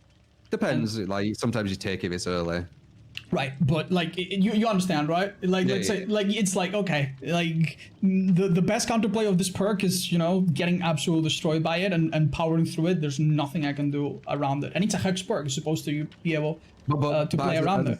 But as I said, you're saying that Rune Undying was all really OP and all that kind of stuff. But I'm saying in this tournament, it'll actually be even stronger than Rune Undying, because it'll just be ruining what you can't cleanse. So I want to see like how strong it actually is. That, like, it could be insane, but I generally don't think it will be. I've done many games where Ruin's been up all game, and if that killer is not doing good chases, them gens are gonna be done. Like, Ruin only gets strong when the killer's good in chase, which should be the case. The killer should be rewarded for being good in chase. I do have a feeling that you really think that, like, the killer pushing people off gens with Ruin is like what makes you able to get many chases in a game. And I'm not sure I agree with that. I think what Ruin enables you to do, more so than go on many chases. Wait. It does a few things. Okay. People that you push off chase, right? It'll hit that, but it'll also hit people who are pushing to get the save, and then it'll also hit people who are on gens who you're pushing after the person's on the hook. So it's everywhere. If you have good momentum with killer, you are getting regression everywhere. It's not just one place. But that's if you do good. Right. If you do bad as killer, you get very little, and if you face campus killer, you get nothing. That's why I like it. Okay, I have an idea. I really would like to see this happen. Like, really would like it, because I think it would be very interesting. And if you want to, we can make our guesses as to what's the gameplay that's going to be more successful. Because I have a feeling that if you as a killer have a Ruin that can never be cleansed, you're going to take advantage of that. Like, if I have a survivor that's going to hit stage 2, and I have a gen nearby, and I know that I can just, push survivors a little bit, camp a little bit, and get a bunch of regression, and maybe struggle a little bit. I found that boring. Like, the whole reason I use Ruin is because I like to explore the map. I like to go around the whole map and try different loops and all that kind of stuff. Well, yeah, true, but you can't say, my playstyle is this, so for me it's not OP. So it should stay in the game like this, but... You were saying what I do. I was saying what I do. No, you as in your tournament. Like... you're predicting what will happen in the tournament. Exactly. I'm not talking about you as an individual. No, that's completely aside. What I'm trying to say is, like, we can't be like, okay, well, I like to go for many hooks, so Ruin and Undying is... Remember, hooks will be more points than kills in the tournament. And you also reward people for... if I read that too correctly, for unhooking. Yeah. Wouldn't you say that will also have a blind spot in your rules? Wouldn't that also benefit me if I just make sure that no one gets that rescue? Because okay, go ahead. Because you're doing a 5v5, so if you go against a killer who tries to just one hook everyone, he's gonna have really low points. And then what's the other killer going to do? Is he just gonna one hook everyone and just draw? What's the point? Nothing's gonna change. And then if you do allow people to get off the hook, then they get unhook points, etc. Like, I'm still working out the variables of it because it's quite difficult to incentivize people to play in a fun way. I'm trying to think of a way to incentivize them to play in a fun way so it's entertaining to watch. Like, I actually would love to acknowledge if I'm wrong, but I have a feeling that people are going to disregard, are going to play around the rules as scummy and as tight as they can. They'll try to. That's why I'm trying to make it watertight. And if it's like, okay, well, if I let this person be unhooked, they can get 2 rescue points from getting hurt twice. But if I just camp them, I make sure they die, and they don't get 2 rescues out of that person. And when she dies, then I can many hook the other 3 survivors, and then I'll get my points. I think it will turn out to play exactly the same as other tournaments. Maybe, hopefully not. Yeah, maybe that's the fate of this game until we see changes in the rules. Possibly. What are the things that we can? I think we have been conditioned quite heavily as well. Like, seeing that entity displeased, right? When you've played really good as killer and really nice, that conditions people as well. That gets into your head. That gets into your subconscious. That's not good. It feels. I understand what you mean, and I would agree. What, you're saying this beautiful noise conditions people to not want to lose? God, it's actually worse than nails on a chalkboard. I think it might be the worst sound in the universe. So what are the, let's say, 3 points that we unanimously agree on? What would you say from our talk? What are some points we agree on? That we agree on 100%. Well, it sounds like you're pretty much agreeing with what I'm saying, but you're still saying kills over hooks to an extent, right? I think that kills as a method encompasses more gameplay choices and is an adequate way to how do I put it? To measure your success, and it's fine as it is. Obviously, if it's kills and then it counts something else, that's wonderful, and I would not dismiss someone's playstyle because they go for kills. I think that's fair. I think that's part of the rules, and you can play around them. While still agreeing that, yeah, if you can manage to go for many hooks, that's wonderful. And other things that we seem to agree on is I agree that everyone can play how they want, but I would like it to be incentivized that people play in a more fun way for everyone. That's kind of my position. So, like, I get that people want to face camp and, people want to do all that, and I get that might be fun for them, etc. But I would like the gameplay to incentivize a more fun thing where both teams are having fun, so the killer and survivor. And I think maybe the big thing we disagree on, that I don't really agree on, is that, at higher levels, it's just completely survivor dominated. And I don't know if I necessarily agree with that. Really? If we look at the variables of everything. We can't look at the variables of the 100 people that play competitive in this. We should probably look at the variables, of the people that play you don't want to look at the people that are just playing out. I'm just talking about the time of everything, like 80 seconds per gen, 4 people. When you hit someone, you lose about 20 27 seconds or something on them holding forward. I could go the other way, and I could be like, okay, it's 20 seconds to heal with Thanatophobia, and if I have Spirit with this add-ons, I can get 2 hits in 20 seconds. And if I down this person and I have this person on the hook, that's gonna take 2 survivors to come here, and now I'm too strong as a killer. Actually, that moves on to another. You've just reminded me that moves on to another thing. Another reason gens might be going quite quick is people can do them when they're injured. Like, what happens if you did a gen when you're injured? Like, kind of like Fana, but like just normally in the game. Right. Yeah, like people like dismissing like health states basically just to push gens because they know they're safe. They know they're not gonna get immediately chased. So especially with DS, yeah. I mean, they're sorting out the DS thing, which is good, but like that could be why gens go quite quick. Like as you said, it does take 20 seconds, etc., to heal, but they're not healing. So it don't matter. There's actually tournaments where the rules specify that until 2 gens are done, I played in one like that, survivors could not repair while they were injured. And you want to know what happened? The gens are really quick. No, obviously it slows down the gens at the start. Like near the end, it's normal pace.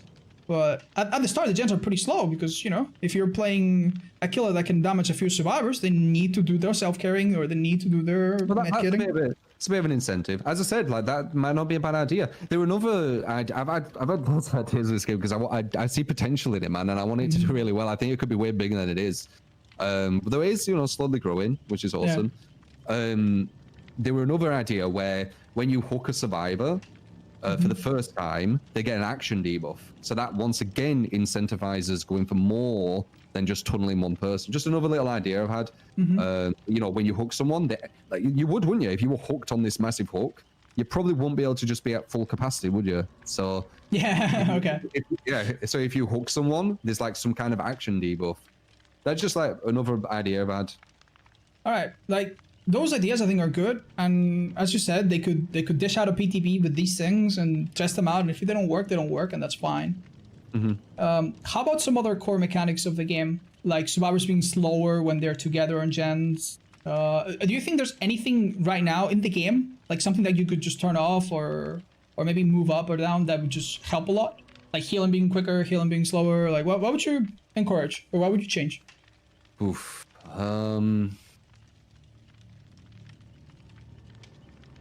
Not sure, to be honest. What's in your mind? I'd see if I can come with something. I don't like the way the endgame handles with the whole 99ing of exegates. I feel like endgames could be exciting, but like when all, how many games do you all gens pop and you still have fun for a long time? Like it's either they're all gone or they never get there in the first place. So I like the endgames to be a bit more fun. I think if the endgame was more fun, killers would be more okay with the idea of the game going to endgame. Right now, especially with SBMM, the stress level of playing killer can make it difficult to give survivors a chance, right? That's why a lot of killers will just crush a survivor team if they get the chance. Killers are so stressed about losing gens, it makes them want to win comfortably with 2 or 3 gens left. If the endgame wasn't so one-sided, that could definitely open the door to a lot of interesting balance changes. I also like one thing that I really don't like is how we're conditioned by perks as to what we can do and what we cannot. Like if you don't have a BT and if you don't have a DS, it's like, okay, well, no point in going for the rescue.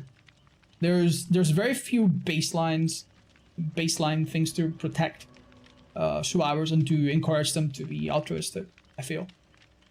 And well, I'm all about the kindred, man. But yeah, if a killer is near a hook, I'm not going for a save. But that's why kindred's nice. You can see if the killer's going. But regarding the endgame collapse, and this is why I said for you to say something, because then I can bounce ideas. The regression on the exit gate, I don't know why that isn't a thing already, honestly. I don't know why they can 99. It's really weird.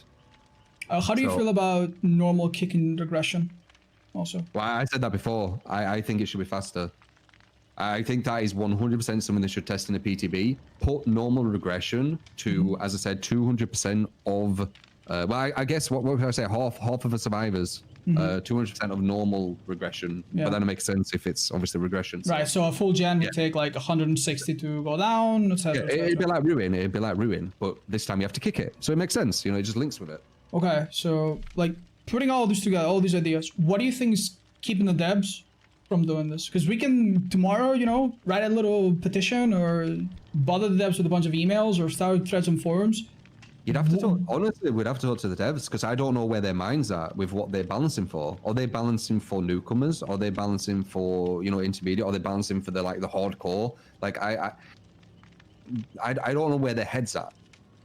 If you want my take on it, I think that they do look at statistics and they realize that whatever it is that's going on results in a somewhat even 50-50 kind of one thing I can say, like regarding statistics and especially the kills, once again, they've looked at Freddy and Freddy's got the highest kill rate, right?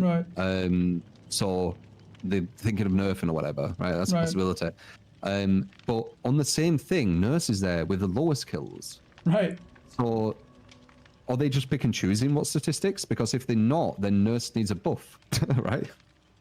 Okay, if I'm allowed to comment on that, I think the reason why they want to nerf him, I imagine, is because he has a high kill rate, and because there is other elements to his gameplay that are probably not very fun or engaging, like the no BT because you're oblivious, the slowdown by add-ons, even though that's not as bad as it used to be, how simple it is, you know, to use perks on him. I mean, I'm guessing that's why. He's very simple. But he ain't even the best anti-looper. I think Doctor's a better anti-looper than Freddy. Yeah, and Doctor actually does pretty well according to the stats. He stops the pallets from dropping. Freddy can't even stop them. And he can trap them inside of pallets too. I generally don't know what we can do to get through. What's that? I don't know what we can do to get through. Do we need to prove that these, like, they might look at this initiative and be like, okay, here's a bunch of changes, and they're just gonna make the average kill rate for killer plummet, or they're gonna make it spike, and we don't want to deal with that. The game's doing pretty well as it is. They may be looking at the average player, and what should they care about what someone with 5,000, you know, a very minor percentage of the community? How do we convince them? Well, first, as I said, we need to know what their angle is. Like, do they want to balance for when people are playing well, or do they want to balance for people who don't even look behind them, you know, for example? Like, do they, and don't know any tiles? Like, I don't know what their angle is. As I said, like, I need to know their angle before I can know how to approach it, I think. Because I generally don't know what their angle is. Like, I don't know what they're aiming for. Well, but I do think the game becomes in a more terrible state the better you get, which shouldn't be the case. That's not how games should go. I generally don't even know if we're gonna get to a point where you can balance simultaneously for like extreme cases, but also keep it fun and friendly and accessible for everybody. I don't know how possible that is, and whether the devs want to make a compromise or not. I think what you do is, as you said, you do PTBs and you just small, like, you want to do like baby steps. You want to do small changes, and you want to see what the ripple effect of the small changes are. I say this when they nerf killers as well. When they nerf a killer or buff a killer, sometimes they go like all out and they do loads of things instead of baby steps. Yeah. When one thing could have just rippled. Like, let's say Freddy, for example, taking away just his teleport to gens could have a massive ripple effect on how strong he is. But what they might do is they might be like, right, we'll take away that, we'll make him have massive cooldown on snares, and then, yeah, of course it's going to be nerfed, but maybe you didn't need that much. And it's the same thing with these little changes. Like, let's say we did a PTB for the regression of gen, right? We regress gens half as quick as a survivor. We do that on a PTB, see how it is. Maybe it goes to live. You know, they could change it anyway. And then they say the ripple. How much of a ripple effect does that do? Does that do anything to lower level? Does that do anything to intermediate? Does something happen in the high? That's how I would probably do it. Because I don't think there's like, right, we do this, and then at the highest level, it's all fine now. I don't think it works that way. I think what you have to do is you need to put things in place. You need to observe them, and then you need to see how they interact with different levels of play. I would love for Behavior to make some massive game mechanic overhauls to DBD. Things like the endgame collapse, for example. It's just unfortunate they spend so much time on these surface level frivolous balance changes that don't really accomplish much. For instance, after this debate, they nerfed Freddy. They nerfed him into the ground, and now he has a 1% pick rate. What did that nerf accomplish in the big picture? Nothing. The answer is nothing, and now they have to figure out a way to buff Freddy again to make people play him. In large part, it's because of what True was just talking about, where behavior has a tendency to overbuff or overnerf instead of just doing slight incremental changes. I just wish instead of wasting time on this hopeless balancing nonsense, they would put that same energy into testing out new mechanics, which is something my currency system would allow them to do, but that's going off on a tangent. I think that is kind of at odds with what they like to do, because as you say, they go for drastic changes. Too drastic. Like, you remember some time ago where they just gave the plague like an extra fountain at the start, and that was like amazing. Yeah. And they just like they just made like little changes like this, and those are the best changes. Oh, the Huntress Lullaby. That was actually decent change. Non-directional. It's omnidirectional. Yeah, now. they made Pop, which was that was so big. Yeah, and they made Pop like virtually a perk that almost no one run, which was 30 seconds. They made it 60 seconds, and you know, the day after, you know, a week after that, everyone's running Pop. Yeah, it went from 30 to 60. Now it's 45. And that wasn't a massive. I disagree with that Pop nerf, by the way. I don't know what the hell. Yeah, I think it was unfortunate, but like it's little changes like that. Now it's just a free gen thing. Like you can't use it other than being close to a gen. No, like we don't need to delve into it because I think we agree on it. But I would agree that small changes like that would be better, and see how well they sit, and then maybe take it back if it doesn't work out. Like with the bloodlust experiment. What do you think of that one, for example? What's that? You went robotic. With the bloodlust going offline for a weekend. How do you feel about that? With experiments like that, in general too. Well, yeah. What were they gathering from that? Actually, bloodlust going would be very problematic. There'd be so many infinites created. Honestly, playing Survivor that weekend felt good. Because you knew that if a killer wasn't using his brain cells to chase you, he would just keep chasing you forever. But you can lose bloodlust when you're playing Survivor. You can just stand still and it loses a chase. Like you can play around it, and a lot of killers won't. I don't know if that works so easily, dude. You cannot loop while you stand. What I would say is, if they are touching bloodlust, okay, level 1. Keep level 1, level 2, 3, whatever, but level 1, because they will be very I can't, for some reason, like I can't think of the examples right now, but there is examples where there's loops which are just completely busted without any bloodlust. Right, no, I understand that. I understand that, but I think we're like, you understand, if they did this experiment without the bloodlust like 2 years ago, you remember? Like that would have been like completely game ending. Like it would have been actual infinites probably. Whereas now the game, I think, played pretty well, which means that the maps are not too far from, they're not too far from being fixed, and the gameplay is not too far from not needing bloodlust, or at least a bloodlust as strong as it is now. So maybe the devs are like reluctant to change, but maybe that's the solution. Maybe the solution is small changes and pushing them to try more things. I'll give behavior credit here. I think the nerf they did to bloodlust after this debate was pretty fair. It is small changes, and then watch the ripple. All right. Well, I think that might be the big takeaway from this talk. That they should try more stuff. And it would be great also if the devs were kind enough to let us know what the hell happened during that experiment. Wouldn't you like to know? I'd also like to know how this MMR is working as well. Okay. Well, we got a taste of that like a few months ago. Yeah, that's the old one. What is this new one about? Dude, they basically said that it's going to dictate who's going to win or something. Like it's literally going to know. Yeah, it has like predictive capabilities of knowing basically what's going to be the outcome. That's just so absurd. Yeah. It don't make sense. Like even in a fighting game, if your MMR is higher than someone else, it doesn't mean you're definitely going to win. It just means that, you know, the odds are in your favor, right? Yeah. Potentially. I mean, it depends. It depends how many matches you've had. All right. Well, I do hope sincerely that we can use our influence, like as limited as it might be, as creators and as a community, to maybe push for that. Because I honestly think that would be good. Like, give me more tiny changes, like, you know, Trapper resetting his traps. Raid not being seen from 20 meters. That's good. Yeah. That's really, really good. Oh, good. And- They don't need to these huge things. They could just do these little things and see the ripple of them. Well, True, if there's something else that you'd like to bring up or talk about, I'd love to. Maybe if we closed up or something that you'd like to chat about, but we've been at it for like about 2 hours. So Have we? we should be wrapping it up. What do you think? Yeah, I do need to get some tweet as well, to be honest. All right. Get your meal then. Yeah. Thank you very much for agreeing to chat with me. It was good. I hope, like, I think our big disagreement on whether 50 wins and whatever hurts the community, I think we've solved that. I think I understand your point. I hope you understand. I hope you understand that when people go for 4K streaks and stuff, it's not so much to prove like oh my god I can win every game, but rather I've gotten to a point where maybe I can play against average players long enough to get to this number. But you understand how I'm thinking it's misleading people who don't understand this But game and stuff like that. No, I totally understand that, but I think that we